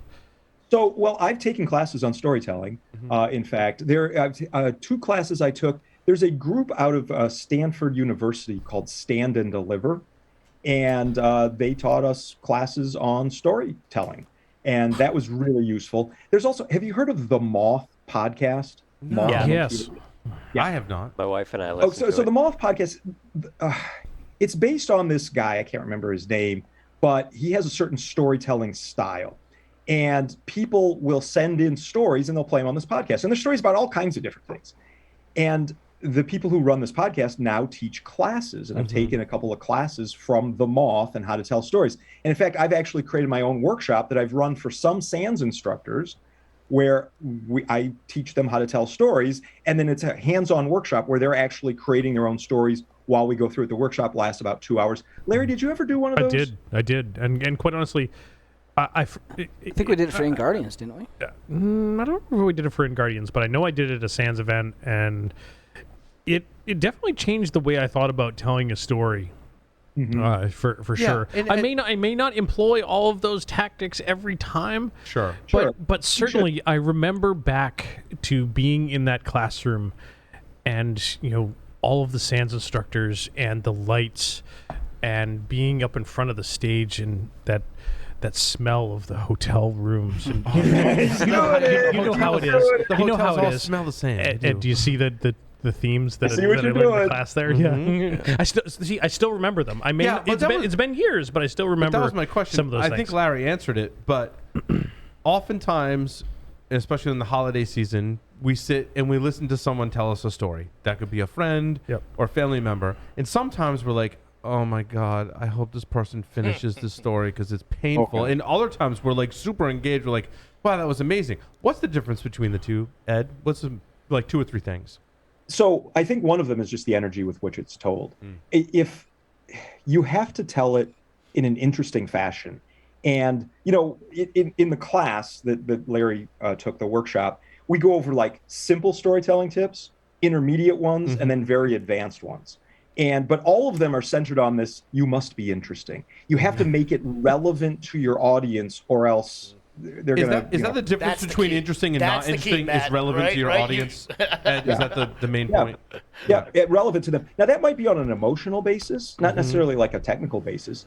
You know, they want to see how it turns out. So one of the advanced techniques that we cover in this workshop is you leave certain elements out of the story because they want to find them out. Yes. And I remember when I took a class on this, advanced storytelling, you know, what do you leave out and what do you put in? Yeah. If you leave too much out, they get mad at you. And I got back from this class and I was trying to use these techniques with my wife. So I start to tell her a story and she'd ask me this question. Well, what about that? I'm like, I'm coming to that. Well, what about this? Well, I'll get... You left too much out. So you got to kind of learn how to craft it and then practice. It's so important. You know, practice your storytelling. And, you know, in Holiday Hack, we're 20 years in. So yeah, you've got some practice telling. Well, and Jason and I, we cover this a in lot. PSW, so we talk much. about this. We do. So we talk about this. Like presentation skills. The article we pulled this week was the best public speakers. Yeah, 100%. It's all about the audience, right? All about telling the story. And, you know, the one thing that I pulled out of the article was not enough speakers, not enough storytellers have that servant leadership mentality.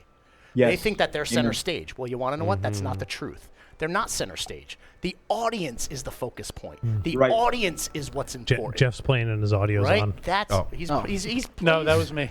Oh. Get stopped. Both Jeff and Adrian are playing right now. They're both playing. But 100%, it's all about the audience.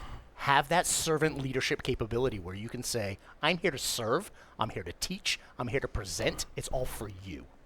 That's the key. Amen. That's so important. And when doing that, a really important thing is to not make your story overcomplicated. Right. There's so many things I want to say when I'm telling a story, but I need to focus, just like you said, servant leadership, I need to focus, what does the audience need to hear? And, you know, when we're putting together the story for Holiday Hack 2022, we didn't go with one ring to rule them all. We went with 5 rings, 5 golden rings. Now, should there be one ring over them or one more important? I thought that's too complex of a story. My team won. Well, where's Saruman? Where's Sauron? Yep. No. You know, we have a Gollum figure that has stolen these kinds of things. I'm not giving anything away. But Ed, you're dead on. Humans can only focus on so many things. Right. So give them the most important things in a handful of ways that they can focus on, remember, and take away. And I think our storyline in this year's Holiday Hack is actually simpler than previous storylines, although you do try to tie it in so that, you know, a player who played a few years ago will see certain elements that are carried forward. So we have kind of, you've heard of MCU, the Marvel Comics universe, right? Yep. Well, we have, you know, HHCU, the Holiday Hack Challenge universe. And, you know, so stuff that happened in Holiday Hack Challenge 2016 and 2018 and 2020, it's reflected in 2022. So you can see some of those underpinnings. Now, if you never played those, if you never even heard of them, it doesn't matter. But if you have, it gives you this little chuckle and a grin. And wait till you see 2023.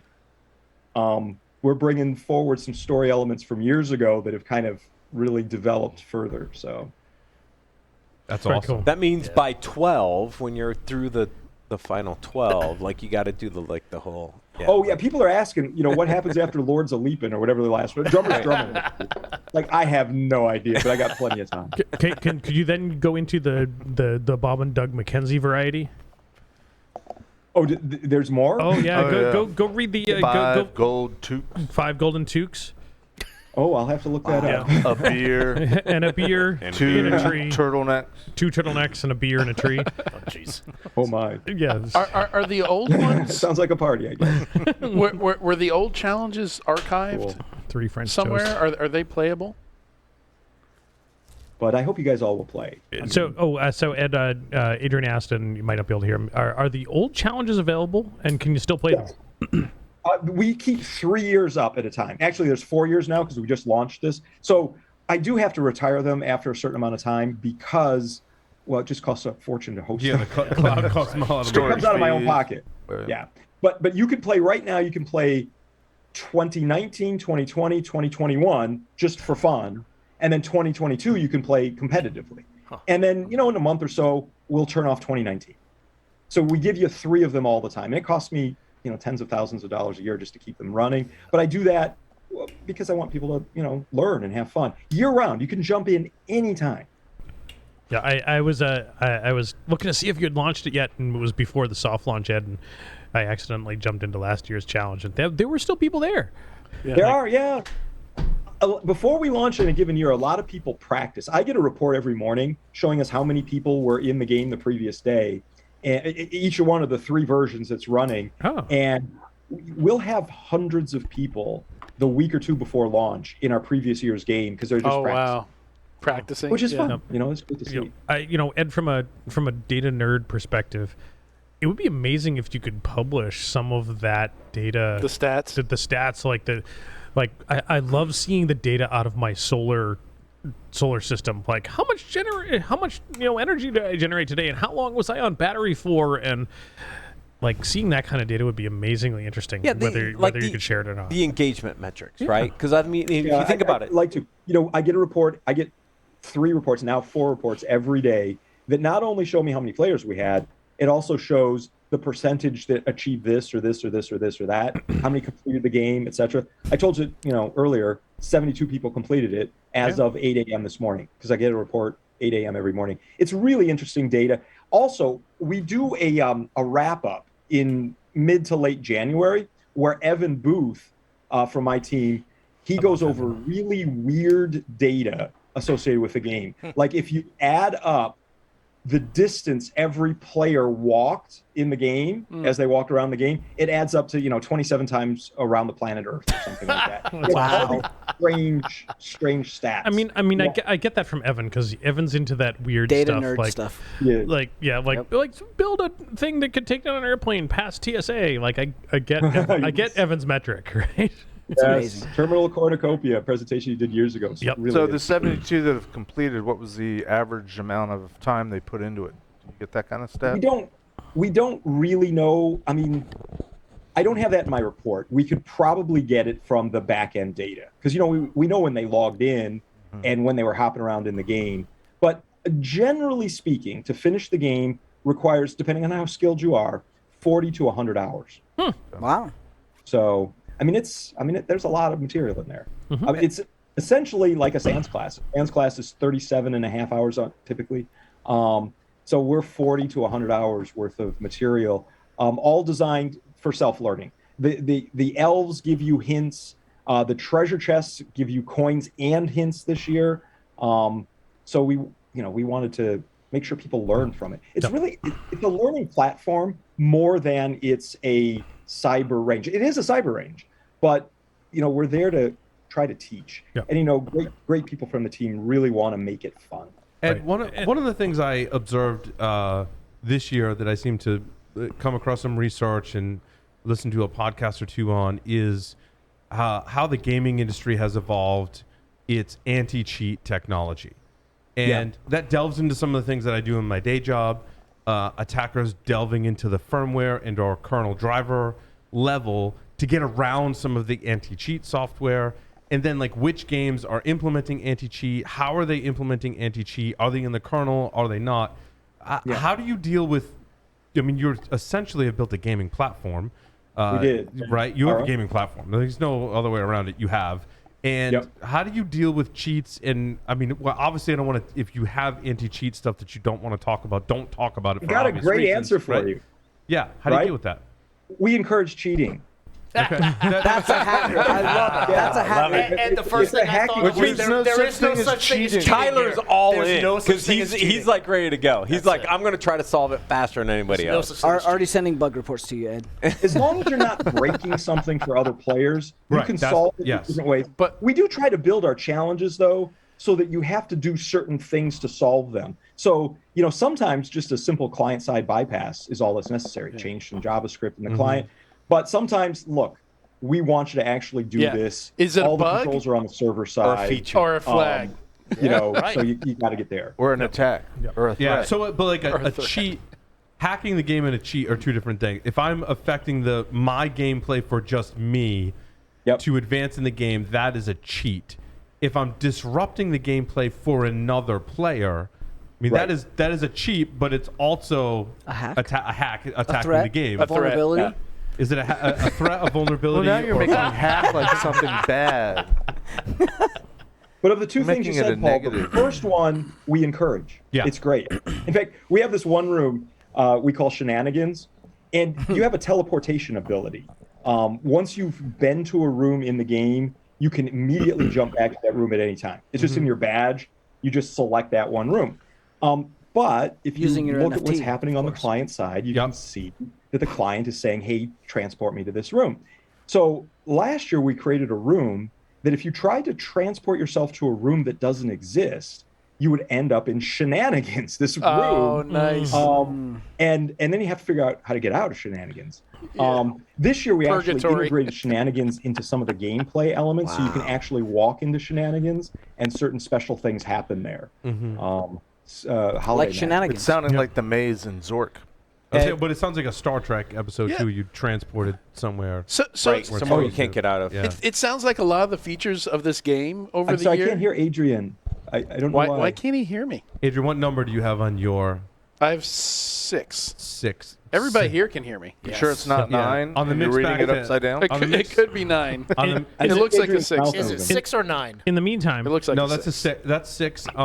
Just sorry, quick on the mix. Going back to Ed, turn the level up on 6 and make sure it's not muted. I'm in the meantime, Ed, it sounds like many of the challenges, and I'm asking the questions for benefit of our listeners. Many of the challenges are very approachable to those that may not have ever had any experience in one of the challenge technologies, in that because it's a learning platform, you can go into, oh my gosh, I've never dealt with a smart contract or blockchain before. It's great. But you can learn about it and become educated in what's going on without ever having to do it through hints and some guided tour, as it were.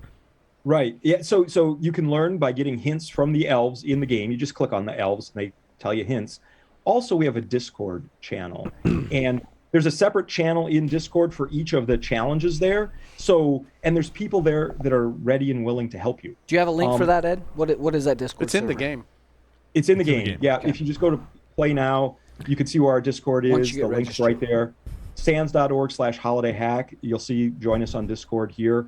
Within Discord, it's called Holiday Hack Challenge. And there are people who solve the challenges pretty fast, and they go back in and they'll help other people solve them. Nice. We also have this concept called a Kringle concierge, where people volunteer, not as like a TA. They're not there to help people do the actual challenge itself, but just to orient you to the game. And if you have questions, they'll direct you to certain places or people within the game to get those answers. So these Kringle concierges, there's like 30 of them, and they're wonderful. They sign up for shifts of as short as 2 hours or as long as 8 hours. I just found out there's this lady from Sans. She's wonderful. She takes time off every year, like vacation time, to be a Kringle concierge. It's like, well, why are you doing that? Can't Sans just give you that time? So, Ed, I was going to ask, because you said it's 40 to 100 hours, are you issuing CPE credits for taking the challenge? Is that because look, I could see a lot of people wanting to do something like this and get some CPE If you give me credits. CPE credits, this is amazing. So here's the deal. It's because Sans has GIAC and works so closely with that, and it's really complicated, and there's all these special controls. You can claim CPE credits for what you do in Holiday Hack Challenge, and that's between you and the people who maintain CPE. We don't issue specific credits for it because it's very complex from a Sans perspective. If you can hack the certifying it's body, complex from all perspectives, by the way, because we've had to do this with Security Weekly and Cyber Risk Alliance. But it's a way for people to use Holiday Hack Challenge as a learning tool and get some of their CPE credits. I think it's a great thing for some of the professionals. But Ed, what you're saying is, if you play the game, you document what you did in the game. You document how much time you spent. That's kind of like on the honor system. You That's present right. that to your CPE accreditation system or Right. whatever, and they can validate it without you getting involved. In other words, That's right. And there's a certain limit on what you can claim for CPEs for cyber ranges. Okay. And that's the It's on a category. blockchain, so it's immutable. So if you put this on your resume, I can go back a few years and look at what you did. I 3 love years. it. I mean, 3 years. actually, Tyler's not wrong, years. right? Like 3 it's, years. it's on the blockchain. Yep. Adrian, I think you're live now. Yeah. So You're hot. I can my Hey, question what? was, it sounds like watching the behavior of how people play the game and how they use it. Does that often inspire some of the new features for the next year's game? yeah. Do you have this constant, like, I imagine like a Google Doc that's like 1 million pages long, where we have a Google Doc called HHC Ideas, and we're throwing new ideas in it all the time. Sometimes recommendations from players. Sometimes we'll see players doing certain things. Sometimes we just have this crazy idea we want to throw in. It was go back to 2018, and I had to make a call. Do we use one of the standard gaming engines out, that's available online, or do we make our own? And it was a tough call because Evan really wanted to make our own, because then we can make it in any way we want. We're completely, in control.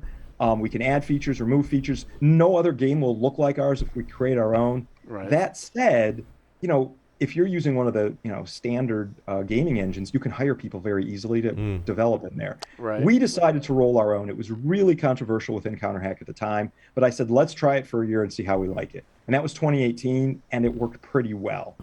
Then, of course, in 2019, we had the bug where people were getting stuck in walls. Yeah, Did you see that one? I do. Yeah. So we actually added a fix for that, because what we had to do, so people would just be hopping around, and you hop into a wall, and for some reason you'd get into the wall, but then you couldn't get out. You were just stuck. So If you've been gaming for 20 years, though, that's a normal thing. Yeah, that's a normal thing you've encountered in other games. Ed. Yeah. Congratulations, you're making a game. Yeah, but it broke my heart to see these players I'm Right. stuck in a wall. Yeah. Help me. Yeah. Right. So what we did is originally we wrote a script that would go through all the players to see who was stuck in a wall. But when you have 15,000 plus players, that script is computationally expensive. So we could only run it every 15 minutes or even every half hour. And even then the game would lag while we're running it. So, we said, well, you could report if you're stuck in a wall. You tell us that you're stuck in a wall and we'll come in and get you unstuck. That's not very good either. So we came up with the simplest idea. Put a button in there so they could self-serve. If you're stuck in a wall, click on this and it will take you back to the game origin point. Yeah. And we've had that ever since. It's just a nice thing to have. Bring me back to the start. Well, But so wait, Hence you've now the teleportation. You've maintained Right. your own gaming engine since then, Ed. Yeah. We have. Yep. Yeah. And we add to it every year. New ideas, new features, new things we're trying to achieve.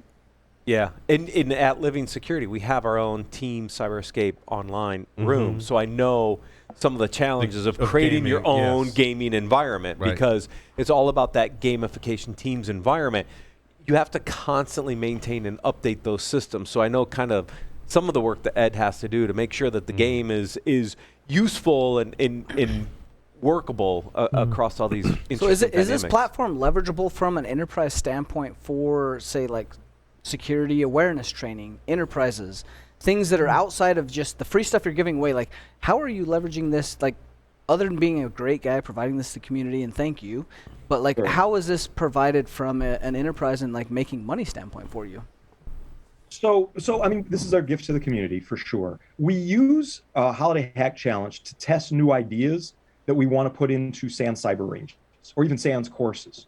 So, this whole CI/CD thing I mentioned earlier, or the blockchain stuff, even the little terminals you interact with inside the Holiday Hack game, we created those for Holiday Hack, but they're used in the 504 class. Josh Wright uses them now. Nice. We're also looking at them in 301 and 401 as well. Nice. So, and SANS is pushing for this. It's like, we want to give this out to the community. That's what this is all about. However, if you develop new technology that can help with Net Wars or any of the SANS classes, please use it for that. And in fact, I get pushed pretty hard by SANS leadership to do just that. And I'm happy to do it.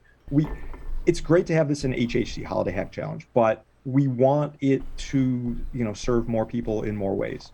That said, the question about, could this be used in an enterprise, not Sans for Sans classes kind of stuff? I mean, it would require a lot of development effort to get it ready so other people could stand it up. You mean you haven't developed a multi-tenancy online gaming experience, Ed? Sounds like you have. Not yet. Not multi-tenancy. No, not multi-tenancy is so. It's so hard. There's so much. It's a huge leap. You've probably talked about that, and the development cost is pretty frightening. Actually, I would imagine. Yeah.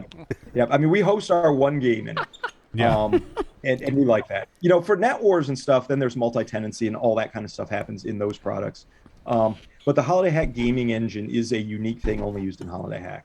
Right. Over the top. Well, and then you need a full product team to manage all the feature enhancements and all that. Yeah. So and speaking of the platform, I remember one of the things that was really fun in some of the earlier challenges with the platform was the DNA of the character. Is that something that's still in play, or is it just is it like a fun Easter egg now? It's a fun Easter egg, but every character has DNA. So, you choose your eyes, you choose your head, you choose your torso, you choose your legs, and you choose, sort of the color scheme of your character. And that's all converted into the nucleotide sequences, CGAT, you mean for your you character. mean JSON? Yes. You mean JSON? Yeah. Well, it's JSON, yes, Yeah. but we do call it CGAT, right, in the JSON that gets passed down, and so we still have that. We did add one thing, although it doesn't change your DNA, but now you can buy these hats. So when you go into game, you'll see a bunch of people jumping around wearing different hats. Are those NFTs? The hats are not NFTs. I thought they were. Okay. No, the hats are just purchasable items, but they're not unique in any way. They do cause a transaction on the blockchain, though. Okay, so you need to have some of the Kringle. What did you call it? Kringle coin. Kringle coin. Thank you. To purchase a hat. Yep. Okay. You do have to get Kringle coin to purchase a hat. You also need to have Kringle coin to purchase an NFT. Yep. The NFTs are the pictures of the sporks. I think there's 1,337 of the board sporks. Of course, that's the number. How'd you come up with that number, Ed? And so far, I think 72 of them have been bought. How many hats are there? There's, I think as many as the elves can churn out, right? Right. So the only thing this is missing, are we going different hats? Are we going VR next year, AR next year, and putting the blockchain with the AR and VR? Can you wear multiple hats? We've talked about that. Metaverse will pay you for this, I'm sure. Yeah, the issue there though is the hardware. We want this to be cost of accessible entry to anybody with pretty much any hardware. Yeah, cost of entry. We try to keep it minimal. By the way, on the what's that? Go ahead. Oh, so on the Kringle coin thing, we had to obviously mint our Kringle coins, and we wanted to make Kringle coin that'll be useful for us for many, many years. So Liston actually made the Kringle coins. There's 10 to the 23rd power of them. Liston did this? Not going to run out.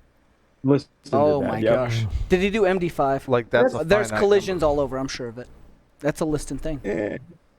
It's a Liston thing, yeah. Yep. Well, it was Tom Liston and Cordy Petabyte that worked on that stuff. Cordy is an elf from Elf University up at the North Pole. He's worked on challenges for the last 4 or 5 years. He and Liston get along really well, although they had a bit of a disagreement yesterday in Twitter. I don't know if you saw that, but Cordy and Liston... You're still on Twitter? Very cordially. Yeah. I'm still on Twitter. I just don't look at it very often. Are you on any other social media platforms that we're allowed to use these days? I'm on Mastodon and Twitter. Okay. So. And KringleCon, is that on Mastodon? I don't think it is at this point. Spicy we don't topic. even know which social media platforms we're on anymore. I think KringleCon should have its own Mastodon server, personally. I think move that one over. Like that's a good possible Kringle.con Mastodon server. thing for next year is to have a Mastodon server within KringleCon for 2023. It'd be interesting. Yeah, that would be the HHC ideas document. Well, yeah. So, but Ed, have you toyed with the idea that now that there's currency in the game, that there could be a system where it kind of pays for itself, almost like a non-profit charitable kind of thing? It pays for itself that would. So I feel bad. You have to foot the bill We all yourself, want to help right? you, Ed. Like we help would us all- help yeah, you make we would money. all kind of help you. Like, oh, I signed for an account. Like, I'll donate some coin into the game now that you have this currency. Add it to the FTX block. We're good to go. I mean, the exchange will help. The currency is only in game, useful for in-game things. I mean, gotcha. I actually go out of my way to make sure we don't make money on Holiday Hack. The swag at the swag store, we don't make anything on that. Because we just don't want to. It's just kind of that explains why you're it's not still a on good- Twitter. No, I mean not. Too But, soon. but I'm not saying make money. I'm saying soon. like Cover just the pay, cost. Yeah, cover the cost. Cover the Pay the cost. bills. Pay the bills. People want to give you money, Ed. Not for Take it. profit. Yeah. I mean, hey, we wouldn't mind that at all. We are looking for sponsors. I mean, the importance of sponsors. Yeah. So, and different packages for different sponsors. I mean, right, as Paul Security Weekly podcast with your sponsors, you have great sponsors. We, in the past, obviously Sam's NordVPN. writes it. NordVPN is. Let's Let's take a minute to recognize our NordVPN sponsor. If you'd like to I entertain feel so bad digital for Ed. He's security, coming into this and into is. all the private jokes that he hasn't heard all day. We've been here all day, Ed, and there's so many running gags that are just. I'm just entertained by you guys. I'm just entertained. It's all good. we need to make some I mean, NFTs you for the guys, I sponsors. gotta Like, get up let's to get the some feedback. let's get some sponsors' logos in there. Have payable NFTs, and let's get this paid for. The community is there.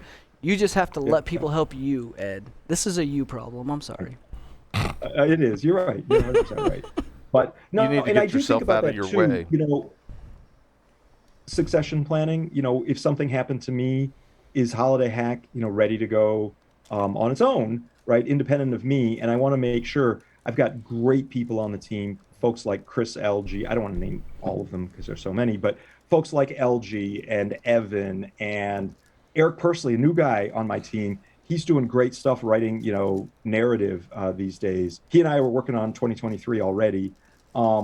So, and Jared, who's doing all the operations, I want to make sure the team is so strong so that if, something happened to me, they could just keep doing this, for as long as possible. Well, and that's amazing too. I mean, yourself and many of your team cybersecurity folks, but you guys are building a product at the end of the day, which is a very different thing from doing pen tests, right? Yeah. How It is that is. transition? Like, now you're building something that has to be operational, it has to be defended, like And scale and to scale, tens of yeah, thousands of like, users. You have a product, man. That's Your hard. bug That's bounty. oftentimes harder than coming in and doing a pen test and breaking stuff. Not to take anything away from Oh, it that. really but is. Yeah, there's Yeah, my team talks all the time about how it's really hard to make something that is purposely hackable, But yet secure. Still, but still secure and resilient and reliable and scalable. I mean, it's a really hard problem. But they do it. They do it, year in and year out. Well, the industry does Jason, that. he said a They just very forget interesting- the security part. What's He's- that? he said resilient. Resilient. Right? Yeah. Because not impenetrable. no, There's a but difference. resilient, But resilient. does it come back? Like That's this right. is we talk about this again on BSW is the concept of resilience, right?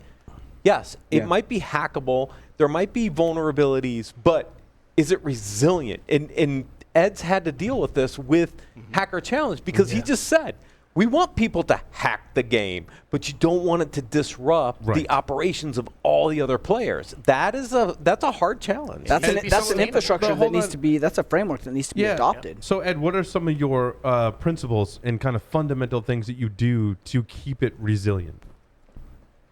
Well, Docker, the prolific use of Docker and load balancers throughout. I mean, that's a huge thing F5s? for us. We also have very specific design documents on how we create these challenges. One of the hardest things for this resilience is having it run for 3 years without an ops team dedicated to the thing. Right. When we build something for like tournament use, live net wars, there's people in the room, there's an operations team on the back end. We're willing to take many more risks for that because we got a team that's watching it and babysitting it. So if something dies, we can bring it right back, right? Or revert. When we're building stuff like Holiday Hack or Net Wars Continuous, we have to build it so that thing just can keep on running like a battleship for good long periods of time with minimal hands-on stuff there. So we have this whole design specification. And again, it heavily relies on Docker, the ways that you use Docker, the way that you implement the networking for it. So We have the appropriate, container balancing capabilities. And Jared from my team, he swears by the Google load balancer in GCP. We built it in GCP because, well, they're one of our sponsors, and they give us compute units that we can use for Holiday Hack. So, I'm sure in AWS and Azure, there's other load balancing technologies, but they help us out tremendously. So if something gets sick, we can, load balance it to another instance and so forth. Yeah. Gotta love containers. Kill it, start Paul- a new Paul- one. Paul Start does. go. Yep. Oh, yeah. Well, really, any cloud architecture allows you to build stuff like that where it's self-monitoring and self-healing, I guess is what you're describing it. Yeah, but sometimes stuff happens. Crazy stuff happens, good and the templates, too. healing doesn't heal. Yep. You know, As long as Usually you're not it's using sort of Docker and Docker, you're probably okay. well, So we do have a Docker. Let me lay this one on you. There's a Docker escape in Holiday Hack 2020. Oh, good God. Yeah. Nice. So he's running good. Docker and Docker.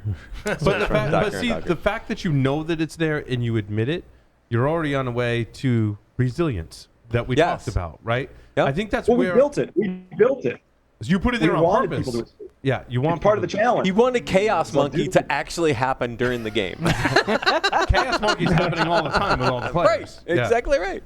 Especially when Tyler gets into it. So I have a question, and I'm not sure how to phrase it. Do you base your strategy, your framework, your methodology on building a secure, resilient platform on any particular framework, or is it just your collective knowledge and experience of everybody over the years? It's the collective knowledge and experience of the team, which is dangerous, I know, but things move really fast with Holiday Hack for us to get the thing out the door every single year. So we have design principles, but there's no normalized framework from the outside world that we use. It's just we add design principles over time as we learn more and get better. Again, that's kind of a fly by the seat of your pants perspective, but once you're 20 years in, your pants have a certain resiliency, let's say. Flammability? That's the word you're looking for? Yes. You found the belt with the right elasticity. Elasticity. Elasticity. What you do is you wet your pants so they're not as flammable. So they're question, elastic? Follow-up question, Ed. And Might have outgrown this metaphor. on our Need to get some more Discord, pants. our good friend Dimitri, who's right next door, asked, "Is this an invitation to create a framework based on your collective knowledge? Is your collective knowledge scalable? I mean, can it be reproduced, and should it be built into a framework, or is there a framework that it resembles?" I could see us publishing our design principles. That is how we create these challenges that other people could use. I think that would be valuable. And it's not long. It's a few pages long, but it is built on very hard-learned lessons. that would be amazing. But I that's think there's an valuable, interest in that. Yeah, that's valuable, Ed. And maybe you could sell it for a nominal amount and use that as a fundraising. A small phenomenal feat. A phenomenal fee. Resilient idea. infrastructure And- by and you have hackers, to pay tested for by it hackers, with Kringle for coin. hackers. But I think Ed's not a big fan of capitalism in the sense of Holiday Hack. He's not good at Challenge, which capitalism. I respect. I hear it. Hold on, I respect tremendously, Ed, that you're doing it for the community. community. So publishing your design principles, I feel like that's something that you would do to benefit the community because that's the spirit of KringleCon. Step Right, one. Step one. exactly. Take a postcard and send it to all of your Christmas card recipients. Paul, That's how it started. With, That's how it started, didn't it? Yeah. But your founding principles as Security Weekly Yeah. to give back to the community, which is exactly Sure. the advice that Ed gave to you years ago. Absolutely. Right. Is give back to the It's community. give back Right. to the community, and this is the best example.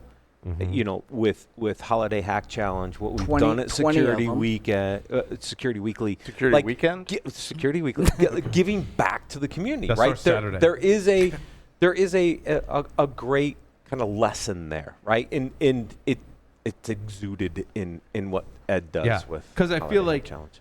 I said on social media earlier, like we're gonna do an all-day Security Weekly podcast, and I'm gonna bring around my friends, or we're gonna have a conversation, and hey, everyone gets to listen. I feel like Ed does the same thing. It's like, okay, we're going to build a challenge, and we're just going to let anyone in the world play it. Like, we would have built this for ourselves to play, but we're just going to let everyone in the world play it, right? Is that the philosophy that I think is the winning philosophy in this game, Ed? It just became that, yeah. At the end of the day, we still have to feed our families, right? Yeah. We do that with other things. Sure. And we learn from those other things. Pen testing, for example. We do a lot of pen testing these days. We learn from those pen tests, so we know what to build into Holiday Hack. Yeah. But the Holiday Hack, I do separate them very much in my mind. Yeah. Yeah. Well, hold on, Ed. Can we talk a little bit about the pen testing that you do and how it's evolved in the past 5-10 years? Please, Sure. Because we had this conversation earlier, and I want your perspective on it. I do too. I missed it today. So our pen testing, we get a lot of web app stuff, especially API pen testing. I mean, it's actually probably the majority of what we do is API pen testing for web apps these days. And that was one of the statistics that we talked about today. That you talk about someone what a pen test is, and they think it's a web app pen test. And now we know it's Ed's fault. And I would very much lump API testing into that. Of course. Yeah. But I would call it specialized or focused or targeted, With which an goes to objective? the goals and the objectives. Sure. So hold on. I want to go back to Ed. So is the scope the API, and is it further scoped from that, or is it really just the scope the API? The scope is usually the application and then the APIs that it's calling, and then other undocumented APIs that maybe the application itself isn't calling yet, undiscovered, etc. Or haven't been published, right? Because that's the other fun challenge. Haven't been published, right? exactly. So that's another trend we're seeing. Please understand, we still do network pen testing. We still do, mobile app pen testing. We still do some physical pen testing. We do all of that. But you asked the trend in the last, say, 5 years or even 2 years, and it's a big move to the API. The other thing is source code assisted pen testing. It is tremendously helpful if the customer can give us the source code. We are very emphatic. We don't do source code review. That's just, there's other people that'll do that. Sure. They do automated, they do manual. We don't do that. But the attacker mindset. if you give us the source code, we will be able to more efficiently find vulnerabilities, more ably be able to show you exploitation as possible of those vulnerabilities. And the best thing of all is we'll be able to tell you where in your code the flaw is, so you could fix it faster. So it saves all kinds of money. That if is you a give us the source resounding endorsement for pen testing with access to source code, Ed. I mean, It's assumed breach for source code. It's assumed breach for SDLC and source code. That's what I was talking about earlier. That we found in our research is that most people don't need a black box pen test. That just it's not called black box anymore. Where you drop off a result.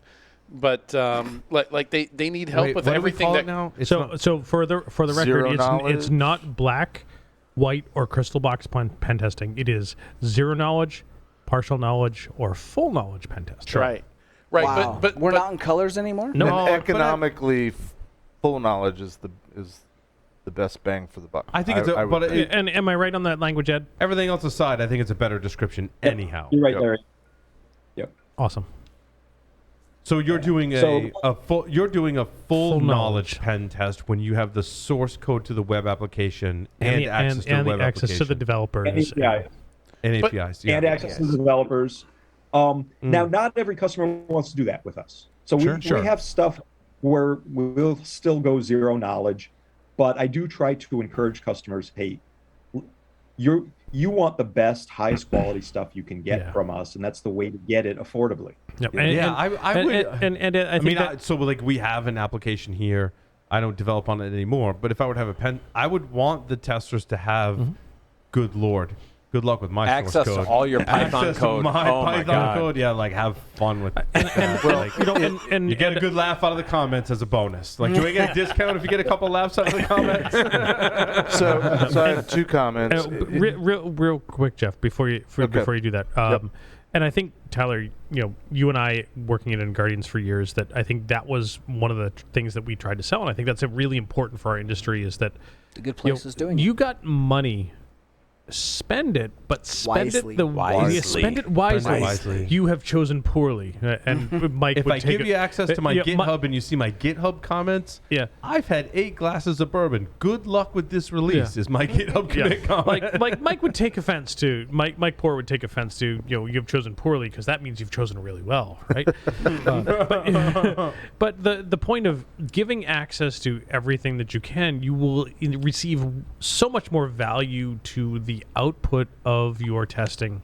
Right. The more knowledge that you give. And to Right, pinpoint the fixes in the code. See, that's the hardest challenge, right? Well, that Is was associating my, the vulnerability to where you actually fix it in the code. The business But risk plays in. So I had the 2 points. Jeff's got 2 points. 2 points, So, Jeff.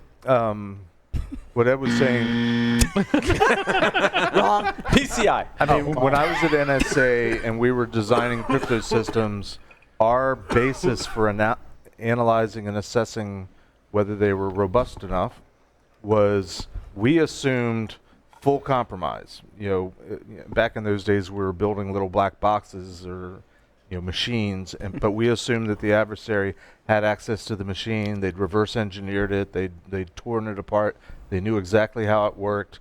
They had the instruction manual. They had all the information, and we still had to make it secure. That's what it harkens back to. Mm-hmm. So that's more of a comment. But a question to Ed is, in our segment earlier, I think we were sort of coming to the consensus that penetration testing isn't really about vulnerability discovery, vulnerability identification. So Ed, comment on, because you said you're finding vulnerabilities in some of the specific pen testing you're doing. We had a whole discussion about whether pen testing really shouldn't be just finding vulnerabilities. It should be exploiting the vulnerabilities, demonstrating why vulnerabilities that are there are bad, that type of thing. Give us some thoughts on that. Fundamentally, penetration testing is about identifying risk to make good decisions about how to appropriately mitigate that risk. Oh, he used Part the of word that, I used earlier, Ed, we're kindred. Mitigation. So did Tyler. Okay. Not remediation, but mitigation. Mitigation. Mitigation That's right. and risk. Yeah, because you might decide to accept the risk. Yep. Business You might accepts decide risks. Or you have partially many resolve reasons it. why you can't, Not whether accept the they're risk. legitimate or not, you can't fix the vulnerability. Hey, we ended on time all day today, so now I'm not going to end on time. Just throwing that out there. Well, I knew Perfect. you wouldn't on the news segment. Of course not. Not with Ed. But I have a couple of questions for Ed. Because it's been a while, and I want to pick your brain, Ed. Because you said something in Holiday Hack Challenge about testing the supply chain in the SDLC, and that's a challenge for every organization that develops their own software. Assuming they have an SDLC. And welcome to the world that Paul and I have entered. Oh, Or my has God. a supply chain. Oh, wait, And that's everyone. supply chain is an overloaded term. My question, Ed, is if your penetration testing is influencing Holiday Hack Challenge, what have you uncovered in penetration tests that you can talk about? I'm not asking, obviously don't disclose any information about your customers, but what did you find on pen tests in the supply chain, and how did you uncover those and disclose those that led to that supply chain thing? In other words, if I'm developing my own software, you're testing my app, how do you identify my supply chain issues as an overarching term? Oh, I mean, so so many different layers of it. One is just looking at the components of your product and whether they're vulnerable. I mean, that's easy. Yeah, Like what right. libraries do. That sounds like a S-bomb, software bill of materials that S-bomb, could really help F-bomb. with S-bomb. Yeah, you have Exactly. Log4j in your application. Sure. Yeah. Right. Huh. So, I mean, that's the simplest piece. And that's part, we manifest that in Holiday Hack Challenge. But the others is, where does the code pass from person to person to person? How does it get built? Some of that, a lot of it is done through interviews and discussions, but also just observing the processes as they build the software to see where you could violate its integrity. The other is, in real time, as your software runs, what calls does it make back home? It might be an API call, or if it's missing some library, how does it download that new feature? Is that done securely? I mean, it's amazing how vulnerable the software actually is throughout its life cycle. Yeah. Right. So we look at different things like that. We found a vulnerability. I can't get into the details. Sure. But essentially, it was a mobile application that ran on Android that made a call out to a certain place to ask it for some JavaScript. Now, if I'm on your same Wi-Fi, I can say I'm that place and hand you JavaScript, and it runs inside your application, and I can do whatever that application can do. Yeah. Sounds like So a violation of trust example. or exploitation of Complete, trust. Yep, absolutely. And it's a complete also clear text request for that JavaScript, HTTP. So we found that. There's so many different things that we found recently. But I want to go back to the process, because I think it's interesting. Working in firmware, I've been asked, like, how do I get this really vulnerable firmware? I'm like, do you know how many developers are involved in the supply chain for putting all the pieces together, handling we have these pieces of hardware, so we need these pieces of firmware, and we need these keys, and those keys need to be fused, and you got all these developers in the mix, and like, who does you get to the final, if there is a final check, and it ships, and you go, I missed a couple of steps there, or someone forgot to turn off a debug, someone forgot to turn off a It's okay. a manufacturing mode kind of thing. That happened. But what you're saying is you test for that by interviewing the developers and auditing the process, which I think is the important point there. Yeah, that's right. That's right. Because that's all. How else do you find those things? Where? Right. I mean, because you're not going to be hacking their development environment at that level. You might be doing an analysis and assessment of it, but the environment is usually just too big and too complex. You can only look at piece parts of it, right? Yeah, and then it's a process recommendation to go. Right. I don't know I put my arm down my mic, but it's a process recommendation to go improve your processes so that when code ultimately ships, it's gone through more checks and balances to make sure you've not introduced a vulnerability. Or I love the supply chain thing where it's a key, a certificate, or a hash that has been compromised, that could be compromised somewhere in the process. Again, I think this speaks to Continual Paul, you're in my life right now. Yeah. I mean, that's the world Larry and I live in. Well, to me, it reinforces my belief that all the breaches, all the exploits, when you do a root cause analysis, it's ultimately process failure. Almost always. Yeah, it's in the postmortems I've done, like they had all the security tools they needed. Like they had the initiative to put together policies and stuff like that. If you go back and listen to Ong Sui on this show, and Ong very astutely pointed out that hardware developers go, you got like all this great, like we built all this really cool stuff inside of hardware. And then they bring it to the firmware / software developers, and they're like, well, we have deadlines. I can't use all that functionality in there. But there's great security built in the hardware. You have to develop the software to take advantage of that and use that. So it's not that we can't design secure hardware and software. It's that oftentimes we choose not to, which is disappointing. I mean, it's not, and it's we choose not to based on development timelines and so forth, and cost of goods. And I would also even argue that if we're because ultimately it's a risk decision, like Ed was saying. But it's a business. It's business. And if we're using open source software, maybe even some of the recommendations for the open source stuff is, hey, do it this way and get it out the door. But Matt, it's our inability as security leaders to not be able to articulate the risk. Correct. Because if we had the ability to articulate the risk to the leadership who's making these stupid decisions, we would be able to change that paradigm. Oh God, this sounds sometimes. Like this just sounds like the white paper I'm writing. Sometimes IoT has a minimum cost viability that end users require, and that cost viability. And it's a known risk because we bubbled it up. We did. We allowed that business risk, and the business decided that's the risk. The business decided to take the risk. Which is What's fine. happening is we're doing it blind. That's not my job. We're doing it blind as an analyst, I gave them the data. They made the business risk decision. I'm not the business department. We're not doing that and enough. I don't disagree with that. But you've got to have those conversations, Tyler, you do have to have right?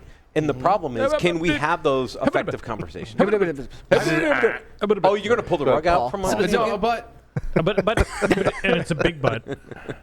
We've been sitting for a long time. You came on the show years ago, and it's interesting how I remember some of the things you said to me, and I would never forget them. That's how prolific they are.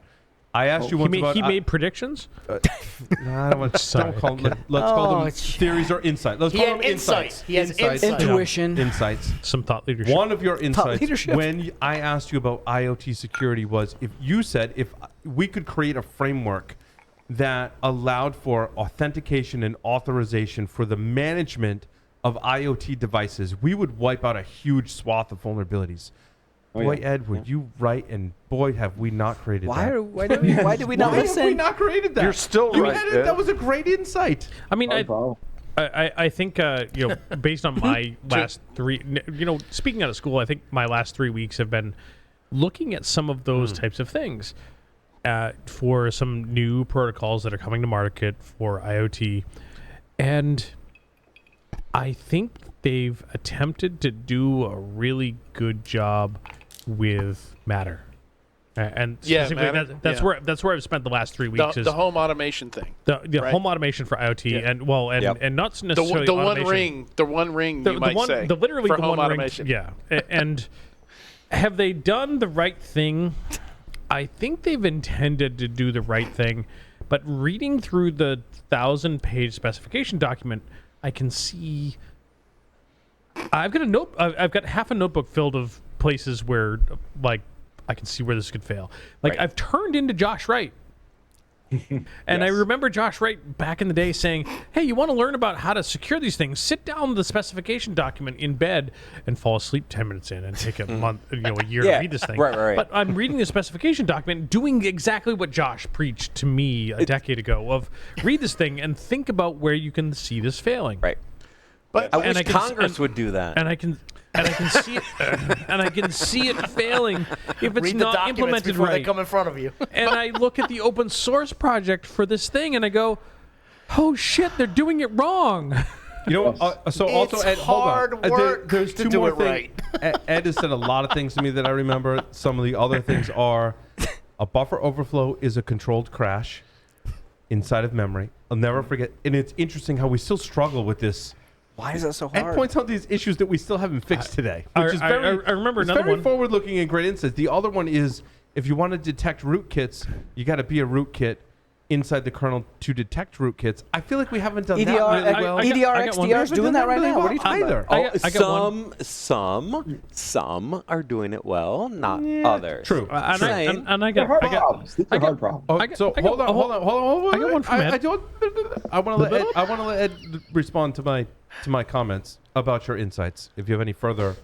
Well, I Thoughts, think Joe? you're very kind. And I do think a lot of people have come to those conclusions and ideas. I just did a presentation at the Sans Pen Test Hackfest on how to solve really hard problems. And it's a fun talk. It should be posted in the next week or two, I hope. But it's just ways to tear problems apart and just try to think outside the box. I hate that term. I It's know. overused, No, I know what but you're saying, though. Yeah. It's that root cause But analysis. sometimes we have to, Ed. We have to think differently, right, in our industry. That's what this whole talk right? is about, and Yeah. how to get But- yourself but into that mindset yet we- of not yet we thinking don't about your do that problem on very your well. problem's own terms. It's to get outside of that. Or we could just drink heavily. Jesus. So I've Hold on. And That was my segue to open up this bottle of champagne because I didn't have any other segue to do it.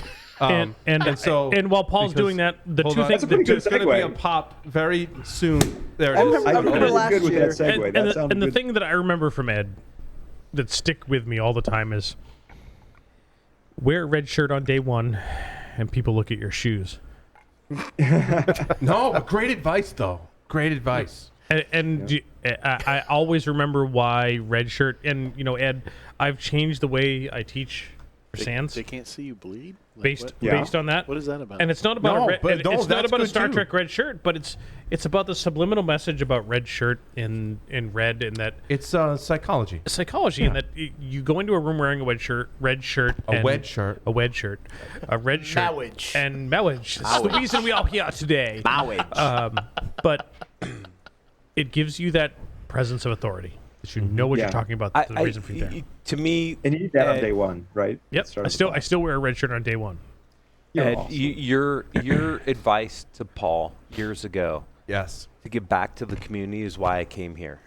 It's one of the reasons why we're all here at the that's table why we're all today. here. That Not many even right. That, It that's is 100%. I think it's the most important lesson learned is that we as practitioners have to give back to the community, and that's what this show was founded on. It's the reason we're all sitting around this table is we all have our day jobs, just like you, Ed. You've got your day job, but to give back, take this knowledge and give it back to the community in a free, open forum has been the foundation of this podcast. I think and it's your guidance that allowed Paul 16 years ago to do this, and I thank you for that. And I think your next book needs to be like How to Be a Great Cybersecurity Professional by Ed Skoudis. Like seriously, you need to start summarizing this stuff and work on that. You're very kind. I do appreciate that. And I love you guys. I love what you do for the community. Really, it's great. I learned so much by listening to you all talk. It really is. It's really fuel for this industry. I mean, it keeps us all, thinking about good things and moving forward. So Ed, community in my mind is a symbiotic relationship. You give, we have to give back, right? Yeah. Yep. So what can we be doing? I'm going to promote the hell out of this to every single board, advisory committee, my organization that I possibly can. What's the feedback loop that all of those folks that I touch over the course of the next week, because I'm telling you, within the next week, I'm sending a bunch of messages out there. What's that feedback loop? Yeah. How do we measure success? That can help you grow this. Maybe we don't want measure success. We want this to scale, right? Yeah. We want to help you grow this. And more importantly, we want it to scale so that you can help more people. That's it. Yeah. 100% it. Yeah. So, I mean, I'm watching the numbers every day. So do what you're going to do there. And, also maybe follow up afterwards. Hey, did you get a chance to look at it yet? I mean, the holidays are coming up, right? Very soon. So there's People are checking out. say, the rest of this week and then next week. And then suddenly it's Christmas and then New Year's. So, reach out to your communities this week. And then next week say, hey, have you tried it yet? And then I'll be watching those numbers. And I promise you, when you send people to Holiday Hack, we will do our best to show them a good time, to give them high quality stuff. Have people join us in Discord, because that's a lot of the community interaction piece of what's happening in Holiday Hack. Oh, and I got one more thing. What is your Discord server, Ed? What's your Discord server? You're not wearing a black turtleneck. You can't have one more thing. What's your Discord server? It's in the one more thing. So, this OpenAI chat GPT thing? Chat GPT, yep. I'm sure you've talked about it on the show. Yep. So people are using it to play Holiday Hack Challenge. Oh, I saw Yeah. this. What was actually the first challenge that I encountered was the Wireshark analysis challenge. Yes. And people are using the chatbot to help solve that and making good headway in it. So does that fit and I don't into know- your okay to cheat policy? Yes.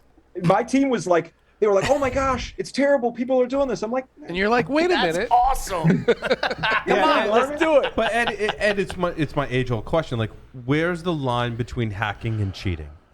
And Right? so Is there a line? We're talking. Is there We're talking at work, like whether There's or not we can synonym. use this, to write, Fishes? content for some of our alert rules and so stuff like that. So I get but as long as you're acting in an ethical manner, That's the key. like where's That's the key. the line? Is there a line? think it's If synonyms. you're upholding your ethics and morals, is there a line? I got to throw this back to a quote that I heard from Tom Liston while I was on a pen test with him years ago, and you and I know Tom Liston, we're great friends, and the customer, we were on a pen test together, and we had totally owned it. 7 Ways to Sunday. I know this story. This is a good one. And I feel like there's a lot of stories that start with Tom me Liston. and Tom Liston own the client 6 ways to Sunday. seven ways to Sunday. 7 ways to Seven Sunday. ways to Sunday. 7 ways to Sunday. And the customer comes into the room and said, with this Irish lilt, and says, "Tell me, Liston, how did you do this?" And he said, "I can," and I'm not done. And he said, "We can Google better than you can." And he's like, "Well, tell me more." He said, "So, pen testing is like 98% Google foo, 1% executing. Sorry, 80% Google foo, 1% executing, and 19% figuring out what the fuck we just did." And the answer was, "Tommy Liston, I fucking hate you." Yep. Yep. Tom hears that a lot. Tom Yeah. hears that a lot. So, Yeah. but we love Tom. Absolutely. He's our complete curmudgeon, and he is retiring at the end of this year. What? Yeah. What is yep. what does that mean? What does retirement look like For Tom Liston? Liston? I mean, I know So- Tom's not on the show and we're speaking for him, but I mean, he gets a watch that he doesn't know whether he needs to shit or wind his watch, right? Well, we did a little retirement party for him back in September, and he told us he was going to focus his technical skills on helping older people use technology better. Nice. So I think it's a great thing. So It's folks called, his age. It's Jared Technology. It's a peer. It's a peer network. Wow. Sorry. I love you, Tom. So I think that's cool. He wants to give back to the community. Yeah. And he needs to come on the show specifically help then people. Yeah. to give back to the community. We haven't had Tom on in Send a off. while. Oh yeah, you should have should. him. Have a send And off. I told him he's going out with a bang. He built the blockchain, cryptocurrency, and smart contracts in Holiday Hack. This is And Tom he said- Liston built? Yep. Oh my Wilson built all that gosh. stuff.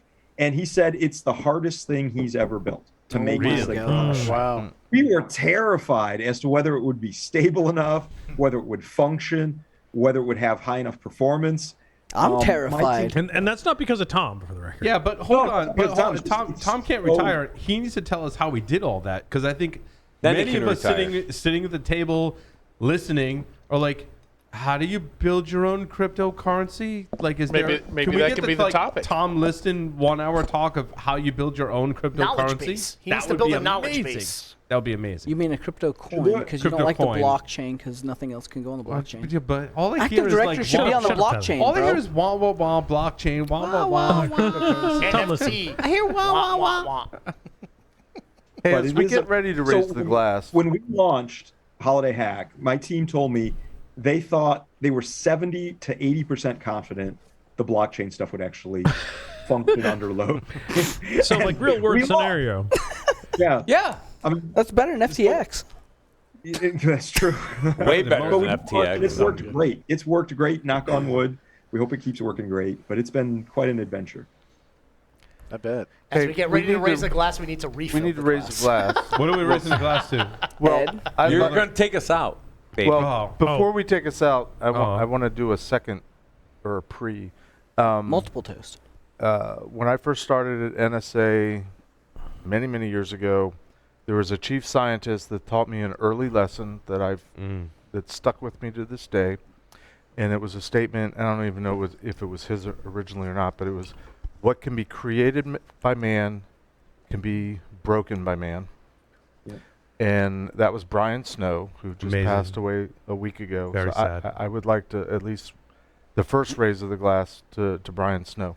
I would like He to. embodied the giving back to the community. I would like to continue the raise of the glass to all of those in information security in the hacking community that we've lost. We've had Mike Murray, several, Mike Murray, This year.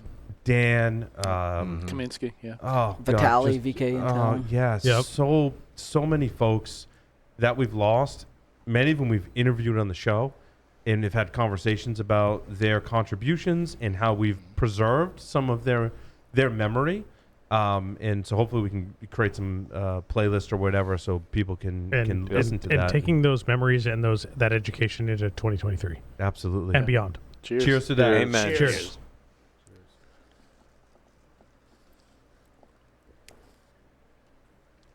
Also, that doubled as a moment of silence for everyone too, which worked out Yes.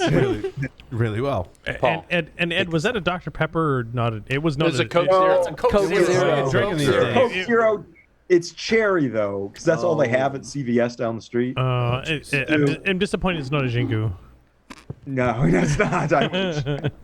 I wish. Hopefully there's bourbon in that Hopefully it's glass. spiked with rum. I was going to say the same thing. Yeah. Bourbon, Not rum, whatever. Well, Ed, thank you very much for joining you, us Ed. this evening. Thanks, Ed. It's a And Ed, pleasure. I can't wait to see you in person again sometime soon. It's been too long, and I need a hug.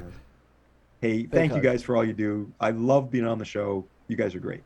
Hey, Thanks, Ed. thanks everyone for listening and watching. We'll see you next year. Larry, take us out. Hey, over and get the heck out of here. Enjoy some time with family. Out. Peace.